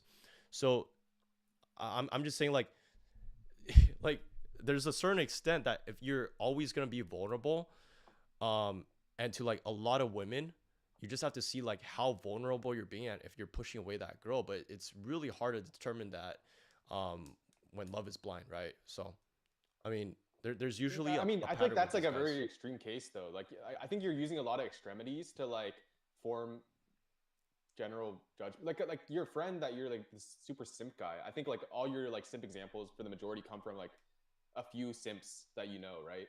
But the truth is like there are very few guys like normal guys don't act that simpy normally, I think. No, there's a lot of guys out there like that, dude. Probably more than F boys that I know. Well, well, I mean, F boys inherently F boys are rare because to be an F boy, you have a prerequisite of like being able to get laid, and like most guys Yeah, can't get laid. So it makes sense why there's more simps because there's no prerequisite to be a simp. yeah. Okay. Hey, anyways, man, I know you gotta get going, Oh so yeah, yeah, let's just yeah. end it Okay, here, yeah, bro. yeah, I gotta. Hey, but really Um, good discussion. I really like this episode, man. This was awesome, dude.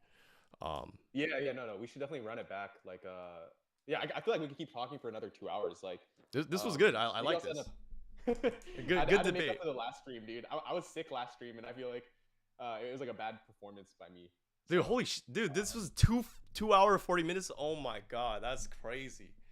oh yeah, dude. CC Charles, dude. Example of why this guy's like the ultimate F boy, dude. The best F boys know when to simp. You could still simp. You could still simp. Just I would say tune it. Like I still simp sometimes here and there. It's just Yeah. natural So inherency. we'll have an update next time on how the wife quest goes. But Yeah. as we stand, right? I'm going to like her city again this weekend. To Damn. visit her. Damn, dude. Hey, when you coming back? Dude, When you coming freaking back? dude, that's the thing. Like I'm coming back in like so I'll go to China for a week and then I'm gonna come back here and then for 2 days and then go back to the US like kind of end of April. But that girl's actually visiting Cali for a wedding, so I'm actually gonna fly to Cali to like hang out with her Yeah. for NorCal, and then how that goes determines like whether I go round two for Taiwan, basically. Like I might go to Taiwan again for like a few weeks in May, Dude, you and then can't I'll be even back in visit me in June. I'll be back SoCal? in It's June. crazy, man. Damn. Dude, the risk isn't the reward, man. The pot at the end. I'm just kidding. You're whack, dude. Um, You're whack. Alright, man. yeah. So yeah, yeah. This was a good stream, and like I think we'll probably. I'm trying to stream more anyways. So like, if you guys have any like suggested topics, just comment them down below, and then Yeah. check out his podcast, Controvert Podcast. I'll link it. But yeah, appreciate all the engagement as well, and yeah, we'll see you guys in the next one. Peace. Alright, peace out, guys. I just got this last comment. Damn, missed the stream. Missed out on a Wait, good who? debate. Alright. Wait, who? Oh, on your No, stream. on mine. Yeah. Alright, man. Uh, peace out, everyone. Mine is still streaming.